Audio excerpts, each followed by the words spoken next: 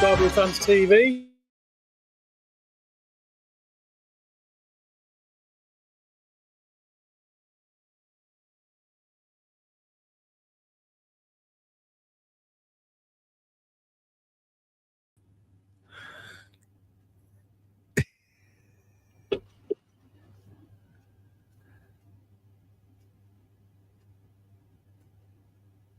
Go on, Ken.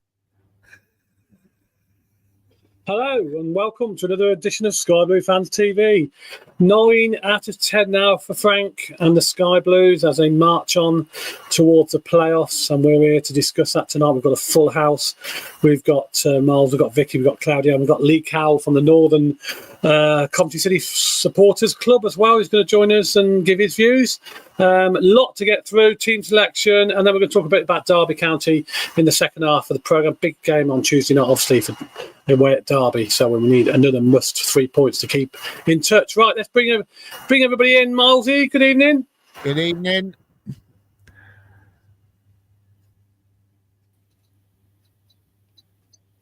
Oh, good evening. I don't know what's happening here.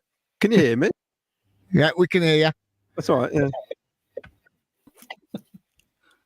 What? This is going to be for the bloopers. Oh no, this is not a good start. Good evening, Miles. Good evening. Good evening, Vicky. Good Vicky there, evening. maybe. Good evening.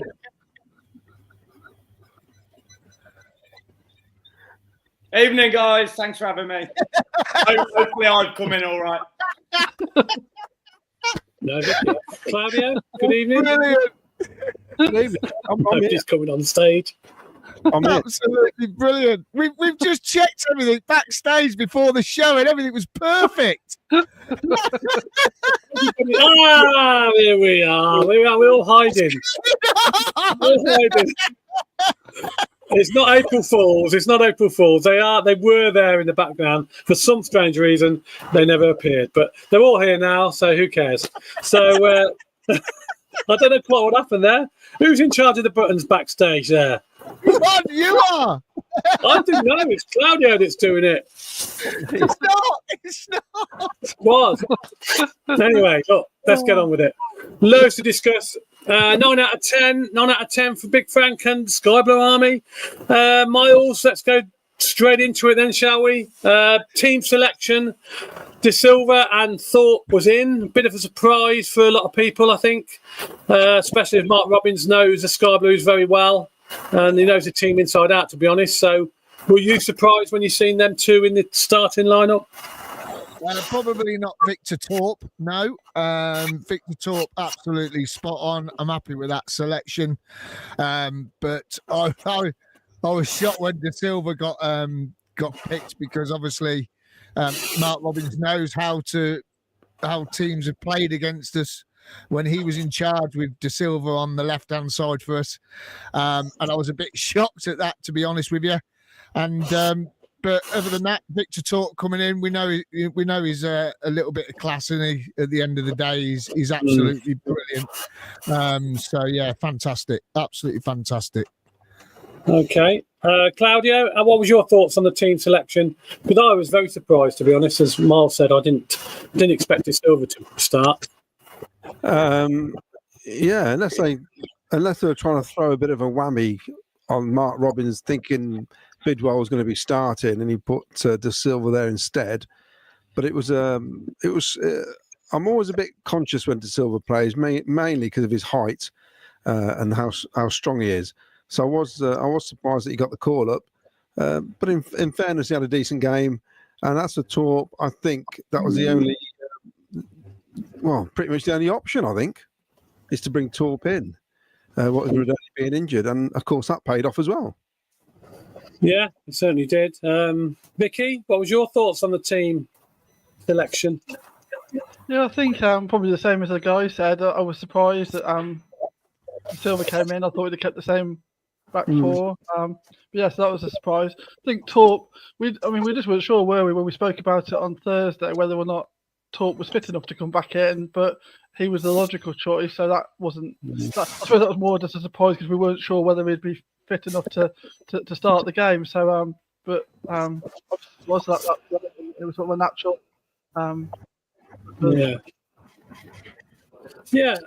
Lee, what was your initial selection? Any worries with the team that you've seen? Yeah, look, I was surprised when I saw De Silva starting, but the fact is, what I like about Lampard, we change our formations a lot, and that's not only changing formations at the start; it's when we're attacking, when we're defending, when we're in possession, when we're out of the possession. And if you notice, when we're attacking, we do attack as a 5. And De Silva has always been quite renowned as being a better attacking option than Bidwell. And I think very much we would have expected to spend a lot of the time attacking yesterday. Now, as it happened, I thought we did get caught in behind the fullbacks quite a lot of times. In regards to Torp, look, if you listen to the players Frank Lampard speaks really highly of, then Torp and Radoni are the two that he speaks highly of. So Torp proved himself. Shaky start, but obviously he had a brilliant first half. Yeah, and it was great. What did you think of the Mark Robbins return? Do you think he got what he got what he deserved? I mean, he got a great round of applause. To be honest, when I was outside the stadium when the coach arrived, the Stoke City coach, and there's loads of fans outside waiting for Robbins, and they gave him a great applause when he arrived, and when he come out the tunnel as well, didn't he? Yeah, I was there waiting for him to come off the bus yesterday, and everyone clapped straight away. Little one Mark Robbins song. So hopefully got a warm welcome from the minute he entered the ground to the minute he sat down for the 90 minutes to start, and then. It's not a shame that we got to celebrate at the end at all, but I would have liked him to have got a bit more at the end. He got it just as he was disappearing down the tunnel. But look, I think we gave him definitely the respect he deserved. I think he was very disappointed at the result, weren't he, in the end? So obviously you can understand his feelings. But I certainly gave him a nice round of applause. Okay, Claudio, let's go through the goals then. First half. 2 goals from that man, Torp. Yes, Torp it was. It was a strange first half, though, Ken, because for 15 minutes, we didn't do a lot. And it reminded me of a Coventry City away performance when Robbins was in charge, where we'd go away from home, we'd have 2 or 3 chances, and then all of a sudden the home team have one effort and score. And before you know it, they have another effort and score. And I said to Miles, this feels like we're nicking this at the minute, because they started really well, Stoke did. And they look, it's almost like their team looked really up for it for Mark Robbins. You know, it's like, come on, let's show him what we've got. But it was excellent. At long last, a long throw in, actually somebody got on the end of, which was wonderful, wasn't it? Beautifully placed header. Yeah, I mean, just before the goals went in, David made a crucial save, didn't he? Because the first 10-15 minutes, they did have a couple of sort of chances, really. Well, and they slipped it in the side we thought we were vulnerable, which is our left-hand side. That ball seems like an easy ball to get behind our defence. And we've been vulnerable to it. And in fairness, we've been vulnerable to it on the other side as well, that pass in between. But what we've got is 2 fullbacks who get forward, you see. So it does leave you exposed. So it means that whoever's in midfield has got to cover that. You know, you can't all go forward. It's a bit like schoolboy football, isn't it, at times? Everybody get forward and there's nobody at the back. And you can get caught out. Luckily, we've got a keeper who's found some form. You know, he's been excellent, hasn't he, the last few games? Really good. Really good. Yeah, he certainly has. I mean, I thought that was a crucial save. Whether we deserve the lead, I don't care, because we've had enough bad luck go against us this season. So I thought it was wonderful. And anyway, we should have had a pen. So, Well, I wanted to come to that. Well, we'll discuss it with you to start with, because that happened in the first half. Blatant penalty for me and a red card. Because if he hadn't taken him out, he'd have just put it into an empty net. Yeah.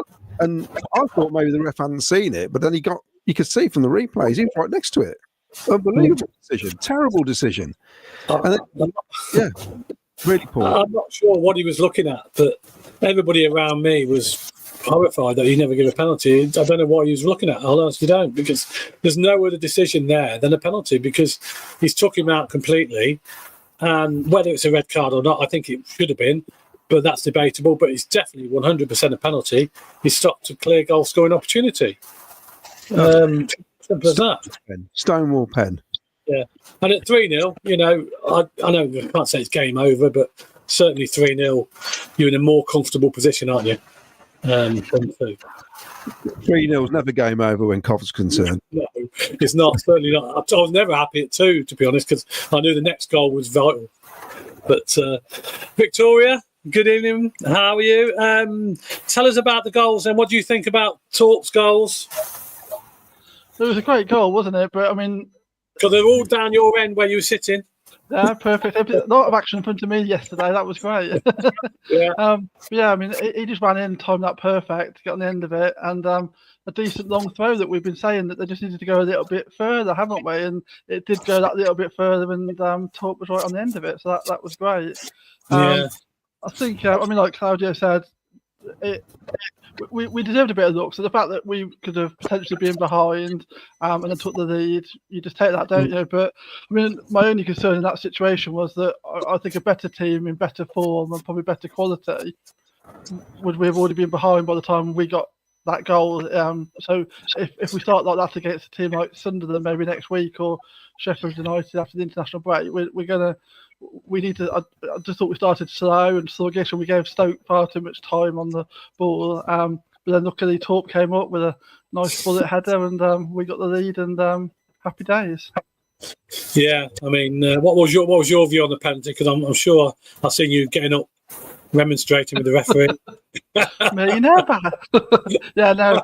So, I mean, I don't know what he saw. I mean, to me, it seems Stonewall. And what I think is even worse, because I thought maybe he didn't see it very well, but I've watched the whole game back on Sky this morning, so I saw where he was, and he had a perfect view. So I don't know what he's thinking to think that's not a penalty. But even worse, his linesman would have had the equivalent view to me from the other side of the pitch. And you're just thinking, what did he see? Because from the side, you definitely could see that he was taken out after he'd nipped the ball past the goalkeeper. So yeah, Stonewall penalty for me, and I've no idea what the officials were thinking there personally. Yeah, I mean, he's supposed to be an assistant referee. He's there to assist the referee, so he certainly didn't do that, in my view, because they were poor all day, weren't they? They were poor all day, basically, because I think he knew he had to say if he gave a penalty, he knew he had to send the keeper off, and I think he bottled it. And but you know, it didn't matter in the end. But it could have been vital, couldn't it? Lee, what was your views on the goals? You had I'm sure you agree with the penalty decision. Well, I mean, first of all, the first goal's a brilliant throw, isn't it? I can't remember too many times we've scored from a Milan long throw. Certainly not with a direct header straight after it. Ellis Sims does brilliant work taking the defenders away. So great goal. The space, Sakamoto and Torp on for the second, amazing. And then look, the penalty. I'm bamboozled by it. You know, he generally is. You see replays, the referee's 3 yards away from it. I don't know about getting sent off. What's the double jeopardy rule these days? I'd lose track on it. I think if you make a genuine attempt for the ball, then it's a yellow card. But if you just come out and take somebody out completely, it's a red card. Maybe harsh penalty and send off, but it's a penalty. Torp hopefully scores, hat-trick, 3-0, and it's a very different second half. But look, you know, the game should still be comfortable at 2-0, and we should be able to see out a game a bit better. But Robbins made good subs at half-time, and fair play to him. Yeah, we said he knows the team inside out, and he certainly did. And he certainly made a difference in the second half. Good evening, Miles. You're back with us again. Sorry, we lost you slightly. No, someone messaged in saying my mic was a little bit funny. I hope it's a bit better, guys. If you can let us know in the comments, it'd be great. Well, first of all, I just want to say Sakamoto for me was just phenomenal again. it's got to be 11 games now. He's becoming better and better and better. And I mean, like Lee said about the first goal, that was a cracking throw-in. I think that's the first goal we've scored from his throw-in. I think, if I'm not mistaken, I think that is definitely the first goal. I mean, a lot of the commentators were saying, well, it's bad defending and things like that, but I'm not being funny. Torp was being marked, and he's seen the ball coming in, and the Stoke players just stood there and let Torp run away. So, Torp's done his job. He's got away from his marker. Another header. That's 18 now, I think it is. Unbelievable, isn't it? And then, for me, Sakamoto's move for the second goal, absolutely just class. He was brilliant. Picked up the ball, went nutmeg their left back, went straight through him, went past another one and another one, laid it through. You think he's hit it a little bit too hard at him, but Torp's first touch, it absolutely brilliant. I think it was the outside of the boot. Yeah. He controlled it with the outside of the boot, took the sting off the pass, and slotted it away. And when you're thinking 2-0 up, here we go again. It's Oxford. We're cruising. I know it was 2-1 at Oxford, weren't it? We went to, but this was 2-0 up at home. Torp coming back, absolutely fantastic. Torp, for me, has just been growing and growing and growing all season. It isn't just that he's become good all of a sudden. He's been growing every time he was getting a game. When Sheaf got injured the first time, Torp came in, he was getting better and better. And he has been doing that all season for me, I think. And Frank coming in has just improved him that little bit more. And it's like we say on the show, week in, week out. The thing with Frank is our midfielders are getting into the box. And, when you think about it, that is the Frank Lampard and his team, the backroom staff. It's all their input. And I've watched all the interviews this week with Frank Lampard and how he's going about, the training. He's up for this. This guy is up for this. He's really feeling at home for some reason. And I think that's what you can feel from the players. They can feel that from him and his team, and that's why they're understanding it a lot more. And that move for that second goal yesterday was just absolutely class. Then you had Eccles, who's passing. His passing isn't the best. His passing isn't the greatest. When he's passing, when he got onto that edge of that box and he took that shot, hit the post. Oh my God, we all thought it was in. That was going to be 3-0, and then we had the penalty decision. And it isn't just the referee's fault, that decision; it's the linesman. And I'm going to point the linesman out here because about 10 minutes earlier, Sakamoto had the ball, and he was on the far side of the pitch, and he was getting fouled. He got pushed over, and the linesman gave us a throw-in. And it was right under his nose. And it was a push up in the back of him, pushed him over. And how on earth he hasn't flagged for a free kick, I don't know.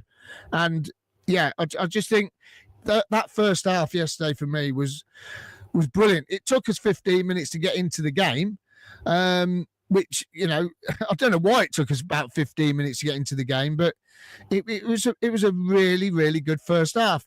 I was a bit disappointed with Sims. Wait for Vicky to scowl at me. But in the first half, I was a little bit disappointed with Sims's work rate. But then as the game went on, he got a little bit more into it. But was that because Stoke nullified any balls to him? The most frustrating thing for me with Sims, he's over 6'3", I think, 6'4", and he can't jump for a header. When the ball's coming over, he can't get up and beat the defender. He's I don't know what's wrong. I don't know why, but I didn't think that was his best game. I think Oxford, he played a lot better apart from the first 5 or 10 minutes. Couldn't control the ball. And Preston, he had a good game. Until yesterday, I think probably out the last 9 or 10 games, that was probably Sim's worst performance for me yesterday. And it's a shame because he's been looking really positive. Maybe he's a little bit tired, who knows? He's played a lot of minutes. And but yeah, for me it's got to be Sakamoto. Yesterday was absolutely outstanding, and Victor Torp in the first half. Okay, right, Claudia, we've got loads of messages coming in. Do you want to catch up on a few? Yeah, I want to do the. Can I do the competition first, Ken? Yeah, we have got a competition tonight, and Claudia will tell you the question. Well, first of all, I'll read this out. This is from Jim Brown. Bobby Thomas, 5 goals from open play. First defender to do this since George Curtis in 65-66 season. Wow. Which is quite amazing, really. So the question is around Bobby Thomas. And here we go. Playing as a defender, Bobby Thomas has now scored in 3 consecutive home matches. Who was the last defender to do this feat? Now, it was at the CBS, so that narrows it down to the last 20 years. And I'll give you a clue. Think penalty takers. There's your clue. I must admit, I didn't know it to start with, but when I found out it was, I thought, oh, well, okay. Obvious, but yeah. Okay, get your thinking caps on, get your answers in, and Vicky, I'm sure Vicky will be writing the answers down for us. She's got a pen and piece of paper ready, I'm sure she has. I better tell her it is first. Very organised. You can text her probably, yeah. She's always very organised. Okay, right, let's have some comments then, Claudio. Right then. Dark farts. It must be awkward for Robbins to see his ex and the kids with a new stepdad.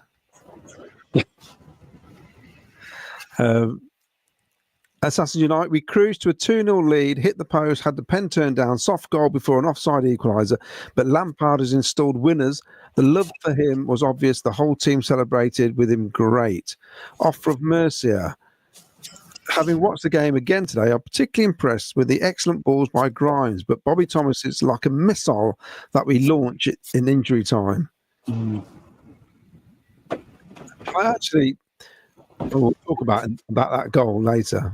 I must remember what I was going to say about it, because after the winner, the team celebrates with Lamps, who points the air towards the Stoke fans who just woke up for him. For some reason, called Lamps a banker. The City's fans sung "It's All Gone Quiet Over There." It was funny. I said to Miles, I just noticed Lampard giving it the big and back to the Stoke fans. I love all that. Do you know what? Funnily enough, that's the second team that done that. QPR piped up 5 minutes before the end, aiming at Lampard, and we scored. So at that time, I didn't think the fans stuck up for him. We certainly did yesterday. Yeah. Paul Christopher, we started poor again against a poor side and not a lot between us, I'm afraid. But yet again, we came through to be victorious with our strikers having minimal touches. I think I counted 9 for Sims. I personally don't understand how we're winning these games, because it's not like the challenge of the Catenaccio in the 60s and the 70s of the total football with the Dutch and the Samba playing Brazilians and the methodical Germans of the 90s. I don't know how we're winning games. I'm just absolutely baffled by the whole thing. I'm loving every minute of it. I don't know how we're doing it. I've got no idea. It's almost like Lady Luck is shining on us the last few games. And all the luck we weren't getting pre-December, we're getting it all now. I love it. Mate, continue. Evening all, this is from Jack. I want to hear your thoughts on the penalty and the offside for the second goal. We'll get to that one. I reckon Derby is a banana skin too. Finn says if we can beat Swans, Preston, Oxford, Stoke, we should batter Derby. Yeah, well, I don't know why that way. Yeah, Portsmouth 1, Leeds 0. That's what I'm saying. Assassin United, team spirit is a massive thing in sport. There's no doubt Lampard has installed that in the team, who are playing with the confidence and a never say die attitude. Will fight till the game is won. I thought the crowd was magnificent yesterday. That atmosphere was brilliant, wasn't it? I thought. Yeah, it was spine tingling, as Miles said. When we live and die from where we were sitting, my word, it was loud, really loud. We have not had a sticker hot ball like that into the back of the net since Vic signed him up as a reserve deal on Dublin, centre back that plays up front. Well, he certainly finished. I was surprised when I looked to see who it was. What's he doing up there? But it was great. Striker's Poker's goal, wasn't it? Striker's goal. Rounds of possibility. We need we won the competition, didn't we? We need his details. Have we got them? Not yet. If you can send us your address, please. On email or message or whatever you want, and then we can send your prize out. As long as De Silva stays off the pitch, we should beat Derby, no problem. I'm just glad they won at the weekend. That was what I was praying for. Mikey, after 35 minutes, Sims had touched the ball only 3 times. The lowest was 7 touches. He needs to be more effective. Paul Stratton, how do we keep doing it? Exactly, Paul. I think 4-3-3 showing our defensive frailties again. We can't keep getting away with it. Good sides, I feel, will exploit this. Wow, what a day, says Gibbo. That was immense. Scenes at the end came from a sense of relief after conceding a 2-goal lead. Liam Wadd's got to be better defensively, but wow, what a game. Referee was a disgrace. Realms of possibility says sounding better, Ken. Oh, thanks very much. Yes. I'm in my new surroundings. I think the best you've ever sounded was when you were in that lockup somewhere. Oh, that was terrible. Yeah. Like some prison cell. Hi, Ken. Paul Stratton. Hi, Ken. Great to meet you. When you delivered my mug the other day. Yeah. I hope you're well. Well, yes, it's nice to meet you, mate. Yeah, and I'm glad you enjoyed your mug. Plenty of hot drinks.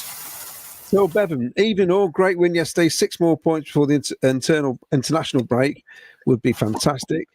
Mostly love of music. Evening, I reckon Torp would have taken that penalty and grabbed the first half hat trick. This is from Ralph Wiggins.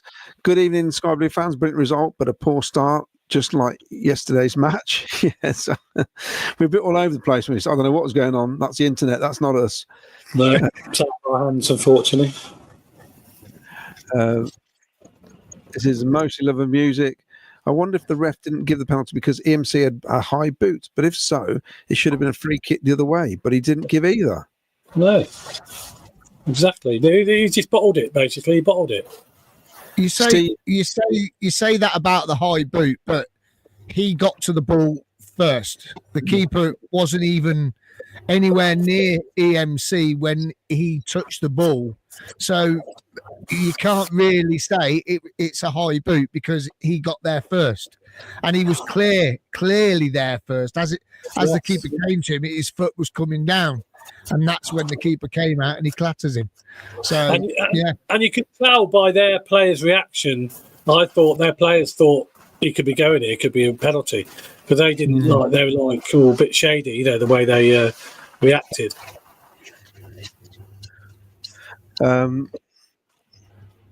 This is from Sky Blue Fletch. Great to meet Ken before the match. You've paid these people, haven't you? No, I did meet a few people. There's about 3 people on there. They've seen your new thatch that you did yesterday morning. I've spotted the little implants you've had there. Looks really good, though. Yeah, thanks very much. It's better than Rooney's job. That's terrible, isn't it? Great to meet Ken before the match. Saturn promised a post. Great atmosphere, fantastic finish. Great respect for MR. Really enjoyed the show. Keep it going, guys. Thank you very much, Sky Blue Fletch. It is wonderful when people give you plaudits. It is, yeah. As I keep saying to them, it's we couldn't do it without the viewers, really, because they're important to us. And just make sure you keep subscribing, liking, and it's all good. It's all good for us, and we enjoy it. And we're glad that you enjoy it as well. Wayne Ghost, unbelievable scenes at CBS yesterday. Love Frankie's reaction after the 3rd goal. Shows his heart is in it 100%. Frank Lampard loves winning. That's obvious. He's one of the best people we could get this club. Lee Dan, Eden all. So proud of the team, the fans, and see the Stoke fans' faces when the big head scored. Ha. After they sank 2-0 and you effed it up. There's nothing better than that, is there, really? I liked it when they were all singing "It's all gone quiet over there," and as soon as we got the winner, we were all singing "It's all gone quiet over there." Well, there was no one to sing it to because they all started walking out. Yeah, we've got a great video coming up. We'll show you in a bit from the away end. I don't know if you've seen it online, but we've got the video. We'll show it tonight for you in a bit.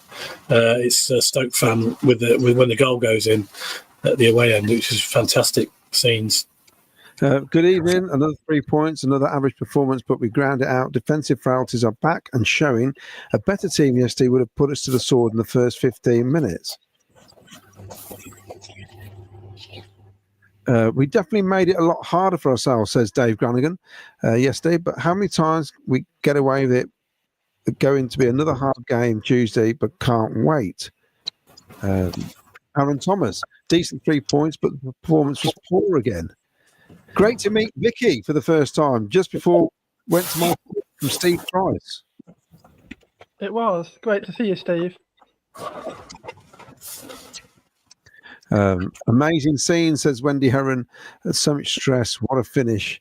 Mostly love the music. The Silver did a good job. We need to support every member of our squad. They all have potential to improve and have positive moments. I mean, I watched the game back, and apart from the first 15 minutes, he wasn't that bad. I mean, most fans will have a player they just don't fancy, and you tend to sort of focus on that player all the time. I think sometimes you can get fixated sometimes on certain players. The only problem with the Silver, it's a bit like Miles says, it's just a bit short and not strong enough at times. And we need a bit more strength. Yeah, I think you can only play De Silva against certain teams. And, I don't expect him to play, to be honest, on Tuesday. Because Derby are going to be, a bit strong. So Graham Cockrell says, once I get it up, I would like to say when Bobby's goal went in, it reminded me of the fourth goal against Manchester United. I was in seventh heaven.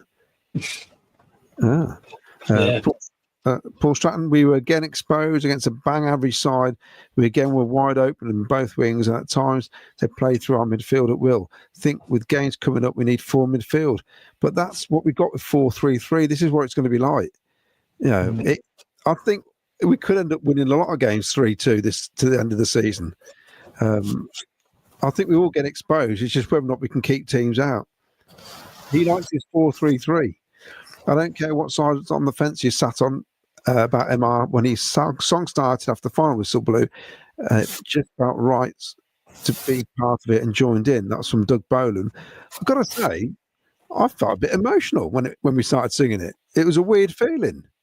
It was a weird feeling yesterday, and I couldn't help but keep looking down on the bench from where we were, going, it's a bit weird. And some of the stuff I've seen online is just ridiculous. Trying to do this comparison thing all the time. It's so pathetic. Grow up, people. Mark Robbins, on his resume, has won things. Just remember that. We yet to win. Frank has yet to win anything in terms of a manager or a head coach. We need to be careful how over the top we're being. It's just a series of games. It's early days yet.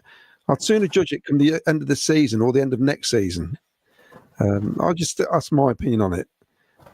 I just feel like some people are being quite dismissive at the minute, and in poor taste as well. I know some people are saying about, if they lose, wouldn't it be fun if we start singing "You're going to get sacked in the morning"? I mean, come on. Well, that did start in Singer's Corner. It didn't really catch on. There was 2-0, and certainly I didn't join in that. Yeah. No, I think, as I said earlier, I was outside the ground when the coach arrived, and he got a fantastic welcome when he arrived, and he got a fantastic welcome when he came out of the tunnel. And I think that was it. Soon as the whistle goes to start the game, we need 3 points. So do they. So it's game on. And at the end, I did notice at the end, all the Coventry staff went up to him, on the bench and shaking his hand and hugging him at the final whistle. So, he's very much well liked, and he'll always be remembered for what he's done. So, but we've got to move on, and that's life. You move on. Exactly. And anyway, I said my piece. Ian Small, hi guys, terrific day yesterday, but still not at our best. But the rest decisions were simply awful. Justice done. I mean, he's an experienced referee as well. That's what's crazy. Yeah. It's not like he's just come into the championship. He's been around for years. Yeah, it's an amazing decision. And I'm surprised if he'd ever seen it, then he should have gone over to his linesman and asked, did you see it? Did you see what happened? But he never, did he? No. Leeds, and I believe De Silva played to add more creativity as Rodoni is out. Also to rest bidders for Tuesday night. Some of our defending was questionable, though. I'm pleased how we handled the MR situation. We missed Rodoni, didn't we? Yeah. We did miss him. Even though we won, we still missed him. Not a penalty, says Steve Price. Don't know what the rest thinks he saw. It was so clearly a penalty. Fortunately, didn't cost us victory, thanks to Bobby. Assassin Unite. The City fans have completely bought into Lampard. He's such a decent fella and very humble. The backing we've given him has made him realise something good could happen here. The penalty shouts and Josh hitting the post could have been 4 at half time, says Rob Murray. Dan, I'm in the home end on Tuesday. On my previous games in the wrong end, we won at Villa, Sunderland, Borough Wednesday. We'll keep it up, Dan. Paul Stratton, Claudia, you're right. Both fullbacks struggle to defend, which leaves us vulnerable. Wayne Littlewood, all the bad luck we've had seems to now be going for us. Still wondering how the ref couldn't see the penalty. Yeah. This is my opinion from Aaron Thomas. I'll get this up. This is just my opinion, but I'm finding it hard to see where the performance level has gone up since Frank came in. Yes, it's a results business, but performances have been poor to average at best. But the results have been magnificent. Yeah, I mean, I always get the impression we can still go up a gear, and we just, it just doesn't happen. But we're just stuck in that same gear. But yeah, we haven't been playing well, but we're getting. We can't argue with the results, can you? Can't argue with the points. Well, that's football, isn't it? What do you take? Do you want to be entertained? Well, we're being entertained. You can't argue with that. But look, I'll take. I noticed yesterday we only had 3 shots on target and scored 3 goals. How many times did that happen to us at the start of the season? Derby in particular, where in fact Derby had 1 shot and scored 2 goals because one was no goal. So look, these things are going for us. And yes, how brilliant is it? There is room for improvement on the performance. Ben Green says, even all great result yesterday. Only criticism I have is for Silva. Got caught out too many times again. Bobby saved his day with the late goal. Gave away a pointless foul for the equaliser. It's amazing we are winning all these games and sitting in 5th. We are scraping wins and not playing the best. We will get turned over as soon as we start playing the top 3. Well, we might raise our game against the top 3 because we tend to play a lot better against the better teams, to be honest. Wayne Littlewood says, Torp clearly watched Superman before the game. He flew through the air for that first goal. Isn't it great seeing all these midfielders and defenders getting in the box? Unbelievable. Brilliant. Wes Handley, can we mention that within the first 45 minutes, Sims touched the ball 7 times? People are obsessed with this, aren't they now? That's absolutely awful. Wright starts over Sims without question, and I'll sell Sims in the summer. Well, Haaland, I think he went through one game in Man City, touched it 3 times in 1/2, and it's unless they give him the ball, he ain't going to touch it. There's only I don't know what we can do with that. What one of the arguments about that though is how many times was Sims pulling defenders away and creating space for other people. Now a lot of when Sims is being obviously taught to play more as a striker. I saw under Robbins he was trying to be like Vic and speeding down the wings, but he just weren't happening. He's pulling away defenders. Torp doesn't score that goal if Sims is pulling away defenders. So Sims creates the space for Torp to go through for the second goal. So sometimes you don't have to have touches to play well, and that's my defence for Sims yesterday.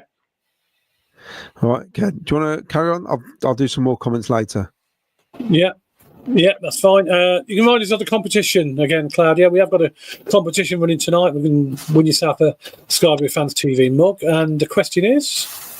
Playing as a defender, Bobby Thomas has scored in 3 consecutive home matches. Who was the last defender to do this feat? Now, it was at the CBS, so that narrows it down to 20 years, and a penalty taker. Just think penalty taker, and you might get it. That's well. I never got it, but I was. I don't know why, but once you get penalty takers, you'll understand why. But yeah, okay. So there you go. Get your answers in, and Vicky will take down all the correct answers, and we'll do the draw at the end of the show. Okay, let's move on to the second half. We all expected, we all wanted another goal, an early goal. The next goal, when you're 2-0 up, the next goal's always important. And if you don't get it, you're under pressure. If you do get it, you feel a lot more relaxed. Unfortunately, we didn't get it. They got it. And Miles, what was your thoughts second half then? Because it all went a bit wrong, didn't it? I wouldn't say it went a bit wrong. I just think that when you think about it and you watch it back, and we were cruising really at 2-0 up. I think we sort of got a little bit complacent, and we sat back a little bit. We didn't sort of really, I don't know, what's the word? I don't think we really went for the kill. I know there was those opportunities in the first half, but we really didn't do anything from the off in the second half to sort of push them back. I think the game changed for me in the second half when EMC went off. I thought he was the biggest loss yesterday in that game. I thought, and then later on with Milan. But I thought that changed the second half for me was, Mason going off, because it left their right back to be able to get up the pitch more. In the first half, them two were cancelling each other out. They were really having a right tussle. It was great to watch down near us on that side of the pitch. It was brilliant because he was really trying to get one over him. He was trying to get one over on Mason, and I think that's where the game changed for me, is when Mason went off, and then we switched off basically, I think, and we let them in with the equaliser. And it's a great substitution from Mark Robbins. It was Gallagher that came on. He's prone to score against us. He did when he was at Blackburn, wasn't it? I think he was at. Yeah. He always scored against us when he played for them. And he is a good striker. He's a big lad. He's strong. He's physical. And for me, I think that's what really happened. And then you've got the second goal, which silly free kick. I think Ian Smalls just put a comment up. He's sticking up for Jay De Silva, and when you watch it back, they were tussling each other. Really, I think Gallagher had a bit of De Silva. De Silva had a bit of him, pulled him down. Free kick, and I think I even said to Claudio and Shell, my wife was with us yesterday, and I think I even turned around to him. I said, "That's a bloody stupid free kick to give away. Here we go." And lo and behold, that ball came in, and it was like one of our balls in, whether it Radoni or Grimes or Torp. It was a free kick that we would take, and it was that style of ball. So I think that's where it sort of went wrong, when EMC went off and then De Silva went off. Latabodia came on, couldn't get up to speed with the game, and Stoke, to be fair, they came out. And they really, they were a different team in the second half. They were a lot stronger. They were trying to boss the ball a bit more. So, fair play to them to bring it back to 2-2. We'll talk about the winner in a bit, but, fair play to them. It made it an exciting game, didn't it, really? What were your views on that second goal? Because from where I was, it looked offside. 100% offside, and I've looked back at it again, and it's offside. Simple as that. I don't know why the line of the flag didn't go up. I think it's difficult, isn't it? In real time, it is difficult. It looks close on the camera. For me, even Frank said afterwards, it's offside. He's even admitted it.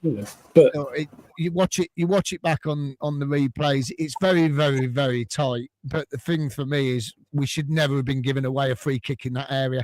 No. Not when you're 2-1 up. You can't be giving away silly free kicks. And again, I'm going to go back to it. They were both tussling each other. That could have gone either way. And the ref, again, the linesman again, it's right next to him, and you just can't.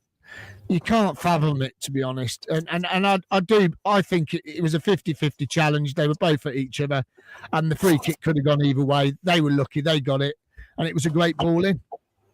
You wouldn't blame the goalkeeper there, would you? No, look. It was the situation we put ourselves in. We should never have put ourselves in that situation in the first place. We should never have gave that free kick away. And again, it could have gone either way. So, if the keeper comes for that and he fluffs it, and it goes in, everyone's going to be going, "Oh, look, he's fluffed it." What a waste of time he is. And he stood on his line, didn't he? Really, he did the right thing. He stood on his line. He couldn't. The way the ball came in, it was an outswinger. It was a cracking ball in. If you're a keeper and you're coming out for that, you suicide, didn't you? Really. So he probably thought, "I'll stay where I am. It might come directly at me," and you don't know, do you? It could have come directly at him. Could have gone over the bar. Could have gone out for a throw-in if he headed it wrong, couldn't it? We should never put ourselves in that situation. No, you're right. We shouldn't have, and it was disappointing.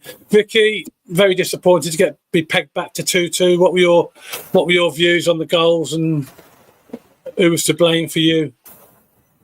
Well, I suppose there's a few people to blame. I mean, although it was a team game, isn't it? I'm not really one for singling out players, but one of the frustrating things for the second goal, I thought, when I was at the ground, I thought it was more offside than when I watched it back on Sky. At the ground, we were all going mad saying, "That's offside, that's offside." Yes. When I watched it back on Sky, it was much tighter than it felt at the ground. So I think one of the things that we're really guilty of, and I've seen it in previous games in recent weeks, is that when we think that somebody's offside, we're appealing for that rather than concentrating on defending. Well, I think we could have still done more. And there's been other games in recent weeks where we're stopping to appeal for the offside rather than just getting on with playing until the whistle's gone, and that's what we should be doing. So I think we need to cut that out of defending. Because we all know that the officials can't be relied on for every decision and that they'll get things wrong. And if you're just thinking, well, we're going to get an offside decision here and give up defending, you're just leaving yourself vulnerable, aren't you? So that's something I think we need to cut out a bit. Yeah, it's just so disappointing. It is important to get the first goal when it's 2-0, isn't it? To get the next goal. 3-0, if we had got the penalty, we could look back. 3-0, you're coasting a little bit. When it's 2-0 and they get the next goal, you're under pressure. And I just felt 2-1 very uncomfortable. And the amount of balls they were getting into the box, it was very, very frustrating. And when it went in, I suppose it wasn't a bit of a surprise to us when it did go in. Lee, what was your views on it? Second half. Well, for a start, I've just listened to Miles' description of the second goal, and I started thinking if I was at the right game or not. So I've just been watching it on YouTube to make sure everything I thought was correct. For a start, it wasn't in-swinging free kick, which I thought it was. The first thing I do is look at the goalkeeper, and he hesitates. And the second thing, he does come, and he doesn't get anywhere near it. So you've got to do one or the other, stay on your line or come for it. He comes late. So when you were saying you can't blame the kid, I'm a goalkeeper. I don't like seeing goalkeepers get blamed. The first thing I looked at, and Dovin's been absolutely brilliant. And in fact, I think he's one of the reasons for our turnaround. But the first thing I looked at when that cross went in, because it was a high, it's floater, it's in swing and it's coming to him, come and clatter him and come for it. He hesitated, he comes a little bit late, and Gallagher nips it in front of him. Look, it's not a clanger, but I think he should have come. Yeah. The first goal's a really well-worked goal. Sometimes you've got to take your hands off when another team do something well. They're also trying to do things well. And that was a very well-worked goal. And, if we passed it around like that and tapped it into the net, you'd be saying, oh, what great football. So I think you've got to put your hands up for that. And then, I want my keeper to come in. I thought it was a foul. He didn't need to go for the challenge. The keeper could have come for it, so the second goal we can stop from a number of ways. Do you think it was offside from where you've seen it? Oh, well, look, I'm down the other end. I'm in Singers. I didn't question offside because I'm in a bad place to see it, but I've looked back on Sky and it's definitely offside. But it's a tough one. It's a bit like Harry Maguire when he scored against Leicester. When a ball's pointed in, I don't think the linesman's initially looking for offside. It takes a long time to come in. It is offside. It's a tough one to give. Sometimes you get those decisions, sometimes you don't. But as we said, I thought the officials were very poor, and we all agree on that, I think. Claudia, what was your thoughts on that second half then? The first goal, Thomas Asante, what's he doing? He gets away, didn't he? Yeah. right place, right time, doing the wrong thing. He had 4 players he could have passed that ball to straight away, and he dribbled and dribbled and dribbled and dribbled and took it into a bunch of players and lost the ball. Yeah. What a clown. Come on. There was a guy watching, who was with us, and he says, "What's this Sasante like?" I says, "Put it this way, he just tries to do too much, and he seems to be too sort of nervy on the ball. It's all very rushed at the minute." And I just thought that typified everything there. He got the ball, ran into trouble, lost it in a terrible place when everybody's bombing forward. I mean, they literally walked in the net from there. We couldn't recover, and it took the whole team out. And that was poor. The second goal, defend it better. Chief and Latibaudiere got sucked underneath the ball. Our keeper, I mean, he probably should have stayed in his line, to be honest. He probably just could have caught it. It was just too easy a header, wasn't it? It was really easy, that header. Yeah. But it's a kind of goal I don't know, you had a feeling, didn't you? Thinking they're going to equalise here. You just had it in. Had that horrible feeling. Yeah, I mean, as it happened, it didn't matter in the end, did it? But at the I was fuming, absolutely fuming, because I thought, we were comfortable, 2-0 up, and we've looked like we've blown this now. But that's the underbelly, the soft underbelly of our team at the minute, and I'm hoping it won't cost us, because this we're in the playoff position. It's very tight. This time next week it could all change again. How tight it is. I have got to say, I did find it a very strange substitution, bringing Mason Clark on the left-hand side for a couple of reasons. It's not really his position. And second of all, I did think that made us weaker on the left-hand side. We're already weaker, we're attacking. I did expect to have seen Wright at that point. Whether that would make us stronger, I don't know. But it seemed a strange stuff. Yeah, there was a couple of options. Could have brought Patterson on as well. There's a couple of options there, but I was surprised Asante come on. To be fair, I think the Wright Sim substitution was always going to happen. So I think he wasn't going to bring Wright on for Mason Clark. I think that was always going to happen. So I think that's why he did it. But I would have brought Wright on for EMT definitely, and just kept Sims on. I mean, I must say, when Sims went off, we didn't really, I don't know. We seemed to be, the ball kept coming back a lot quicker than it was when he was on the pitch. So it's like you're saying, Lee. I mean, the two guys in their central defensive partnership were getting a lot more freedom on the ball to bring the ball out as well. So there's a lot more to it than just scoring goals, definitely. Yeah, a lot of fans don't realise a lot of work that's been put in off the ball, dragging players out of position and stuff like that. And I think Sim does that. He does make it awkward for defenders, and he pulls them out of position. He makes gaps for others to run into.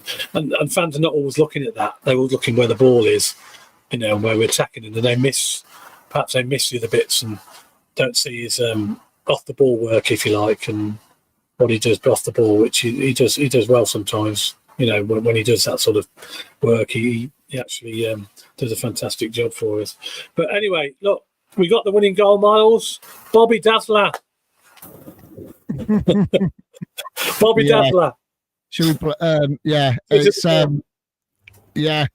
What a great strike. And Lee, thanks for correcting me on that. It wasn't in swinger. Sorry, mate. I started questioning myself. Sorry. You tee yourself up all night for this, and you just these things, your mind goes everywhere. And let me get this one right. Hopefully, Grimes whips the ball in. Haji's gone to jump, misses it. Their defender heads it, lands to Bobby Thomas. What a great control, brings it back in. And of all the players, out of all the team that can strike the ball, you wouldn't have thought it would have been. You definitely wouldn't have thought it was going to be Bobby Thomas to hit a strike like that. And it was on his wrong foot. And sometimes when you're younger and you're trying to learn how to use both feet, and sometimes you can just hit it with your wrong foot and you hit it so sweet, and you'll score a goal or you'll pass, make a great pass, and that's exactly what he did. And it was just, it was phenomenal. That noise as well, that noise when that winning goal went in, oh my God, it was deafening. It was absolutely deafening. And the celebrations as well. And, you know, I'll go back to the first half, the penalty decision, Eccles it in the post. You think we had to score that. And I think it was all right, Claudio. I think I turned around to Claudio and Shazza and I went, there was about a minute and a half to go. And this is God's honest truth. This is on my Cov City badge truth here. I turned around and I went, one more chance. That's all we need, one more chance. And that ball went in and, oh, my God. And you just see him. You think he was going to hit it. I don't know, was it going to hit it on his right? And then he cuts it back and bang. And, oh, man, it was just sweet, wasn't it? It was a sweet, sweet hit. And I love watching the keeper doing all, you know, well, I've missed it. Oh, wow, never mind. It's 3-2. We're going home happy. Yeah, it was fantastic. And then so let's have a look at it. We've got it on the video. Let's have a look at the goal. Well, went in and we can see the scene. I've only got it from the away end. So here we go. Okay.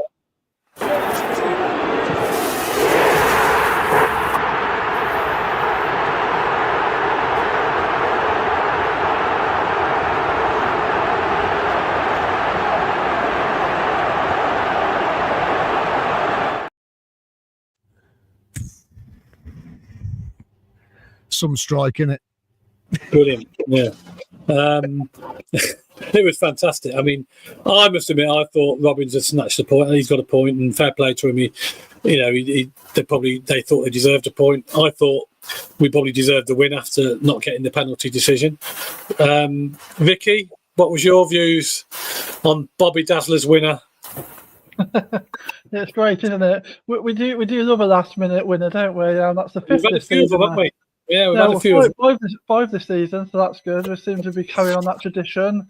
It's always just a little bit sweeter, isn't it? I mean, it's not really good for the heart rate, is it? Like, I'd rather be comfortably winning like early on, but it's I was delighted when 7 minutes come up, and I thought, 7 minutes, you never know, we might snatch something. But it got up to 6 minutes, and I thought, we're running out of time here. We're not going to do it.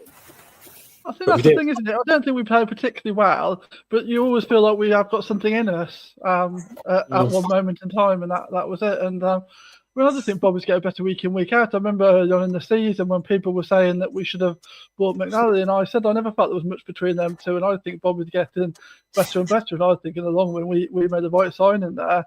I just think I like his attitude. I think I like the way he's definitely improved in recent weeks. So he's obviously looking to learn, and he's a threat up front, which is just a bit different because he's good from corners, so got a good head, and also showing some skill with his feet yesterday as well. So I mean, pretty much when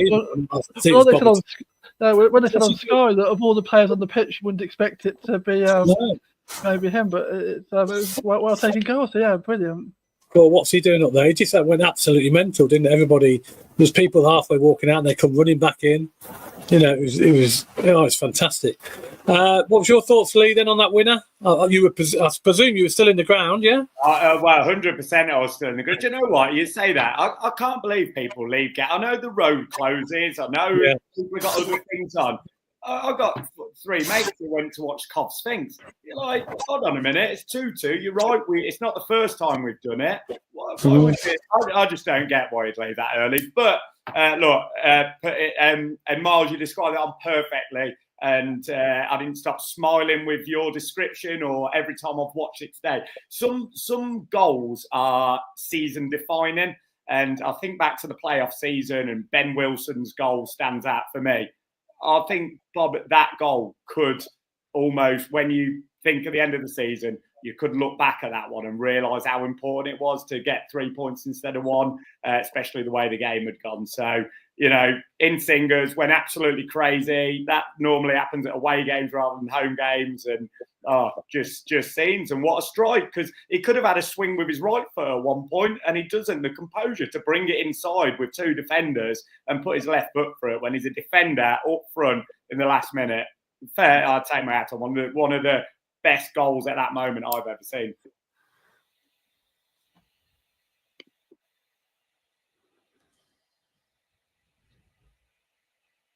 Disappointed he was when that goal went in, but that's football for you, isn't it? You know, you've got to play to the final whistle. It's happened to us many times. It happened to us at Norwich early in the season when we were winning 1-0 and they scored 2 last-minute goals, and they out of nowhere.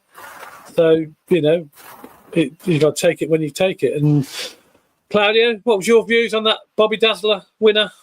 Well, I'll tell you what, when you look back on it, if you watch the replay, the way he ambles forwards slowly and notice, it reminds me of somebody when you're at the supermarket, you notice the free aisle and no one's else has gone there with a big pile of shop and you think, oh, I've seen an empty aisle, I'm going to that aisle.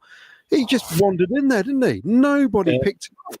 And on reflection, I didn't realise it wasn't a free kick or anything, was it? He just went up there. He just ambled up. He just thought, I'm going up there. I couldn't believe he was up there. I couldn't believe it. I thought, what's he doing up there?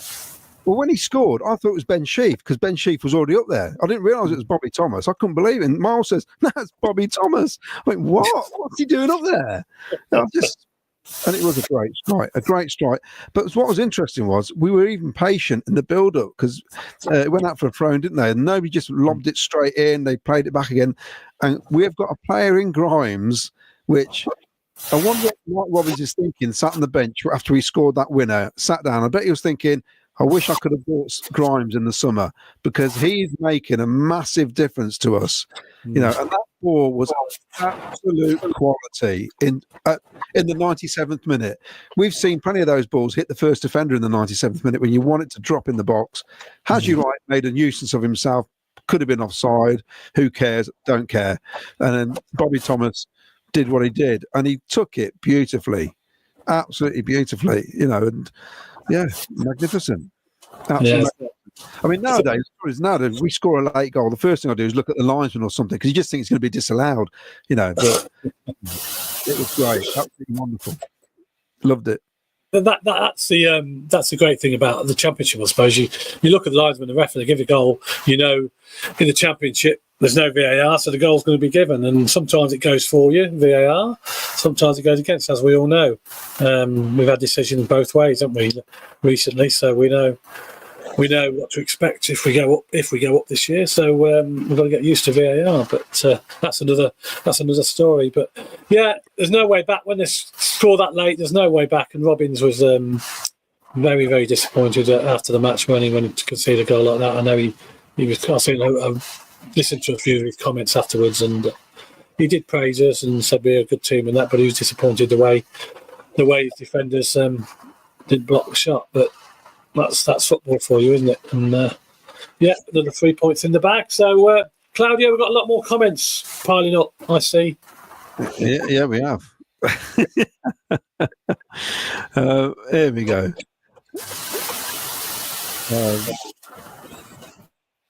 I'll just get to the top of it. We'll start from here. For me, we are still shy of a strike force. Midfielders and defenders are bailing us out game after game. I may be in the minority, but I think Sal, Sims and Asante in a heartbeat, just not inspiring, and only the odd good game between them. Lee Beckett says, congratulations to Wilson on his new contract. And perfect midfield, gorgeous is Grimes, Rudoni and Torp. We've got some guesses for the player. Crucial MVTS says Grimes is quality in midfield. We are just grinding out results. That's what it takes in this league. Don't expect too much from Wright. It's going to take him time to get match fit. Is that 6 games you won by 1 goal? Well, I can tell you that over the last 10 games, we're top of the form league with our 9 wins in 10 games. Yeah, our goal difference would only be +9 in that time, which means we are winning more. I think it's only Swansea that we've won by more than 1. It's interesting, isn't it? It's a good thing to have. Aaron Thomas says we've won 9 out of 10, smashing anyone. So where is this view that we're just going to smash the next team? We play the minute we play fast football inside, we'll get turned over. The thing is, though, I think because we're winning, teams are going to be fearful of us as well. So they probably won't go at us, you know, because they're thinking, well, they keep winning, so they must be doing something. Wayne goes, you can't really say that, Miles, to be fair, after what happened with Mateta. Is that to do with the goalkeeper? Dave McGee, if we beat Derby Tuesday, wife said we can have a meal and a pint in the Sky Blue Tavern. Okay. Saturday night, when we're going on way under Robbins, remember Stoke were above us when Lampard took over. We've moved from 17th to 5th place. Stoke have gone from 16th to 20th. I just think Stoke could be struggling. They've had 4 managers this season, haven't they? Yeah. Ken, how much have you spent this weekend bribing fans to come here and say how great to meet you?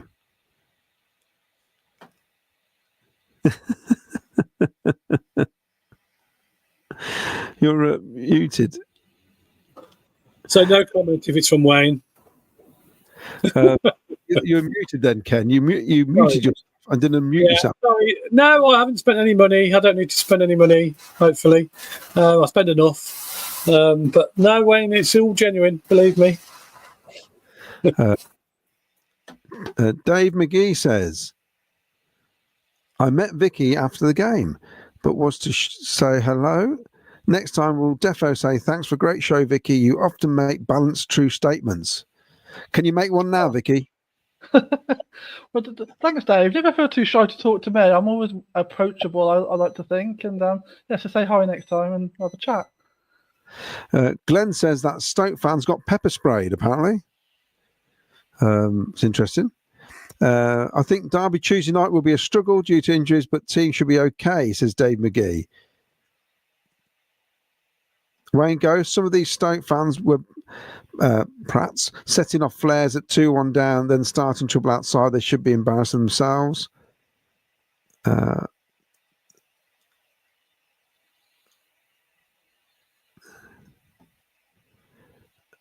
Hope Milan's okay. I don't know who's put that up. That's just shot up on the screen from somewhere.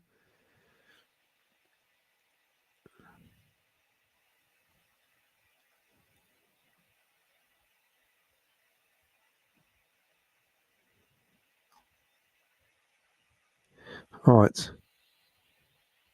Bear with. We've got the songs back for all the players now. That makes a massive difference to the atmosphere.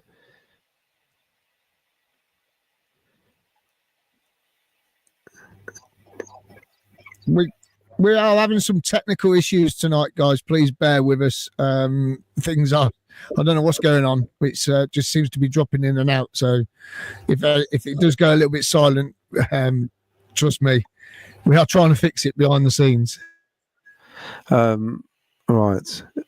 It did feel like I was talking to myself then. Evening, lovelies. Good to see you last night, Ken and Miles, and the lovely Sheza.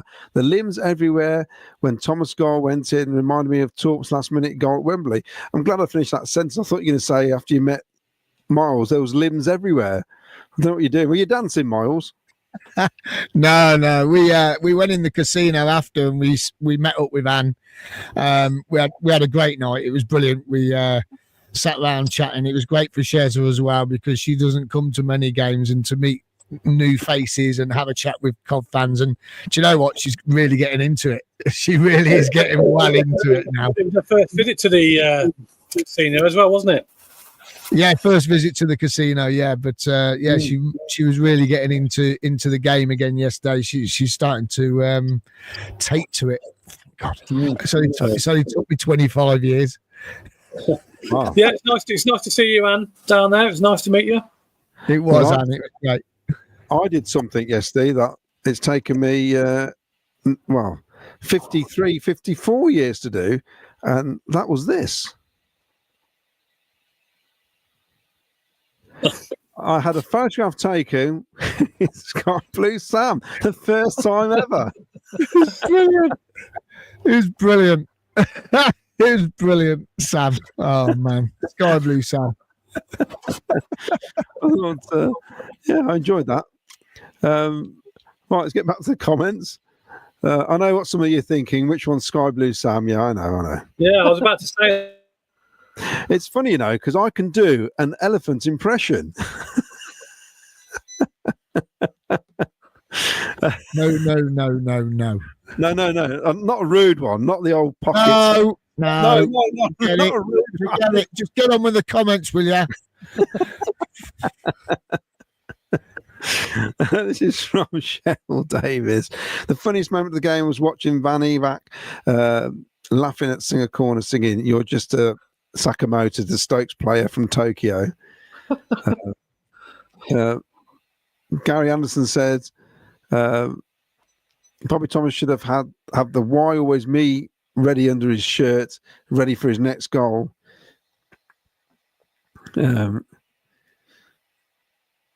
Well, it's interesting because we're getting players scoring from all around the pitch, really.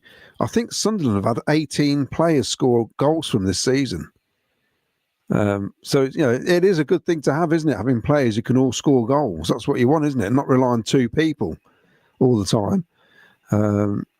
Mick Davenport says, I'm a bit wary of Derby. I can see a banana skin if we defend like we did Saturday. Be careful in the home end. I did that away at Derby and got thrown out. It's hard to keep emotions in check.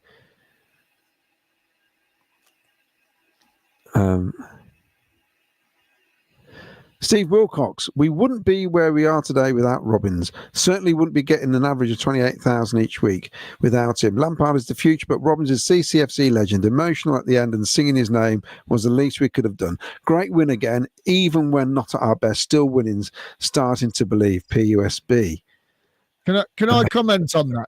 Because, last week, all it was, wasn't it? Talk all week was about Mark Robbins, what we're going to do. We're going to sing before, we're going to sing after, we're going to sing during the game.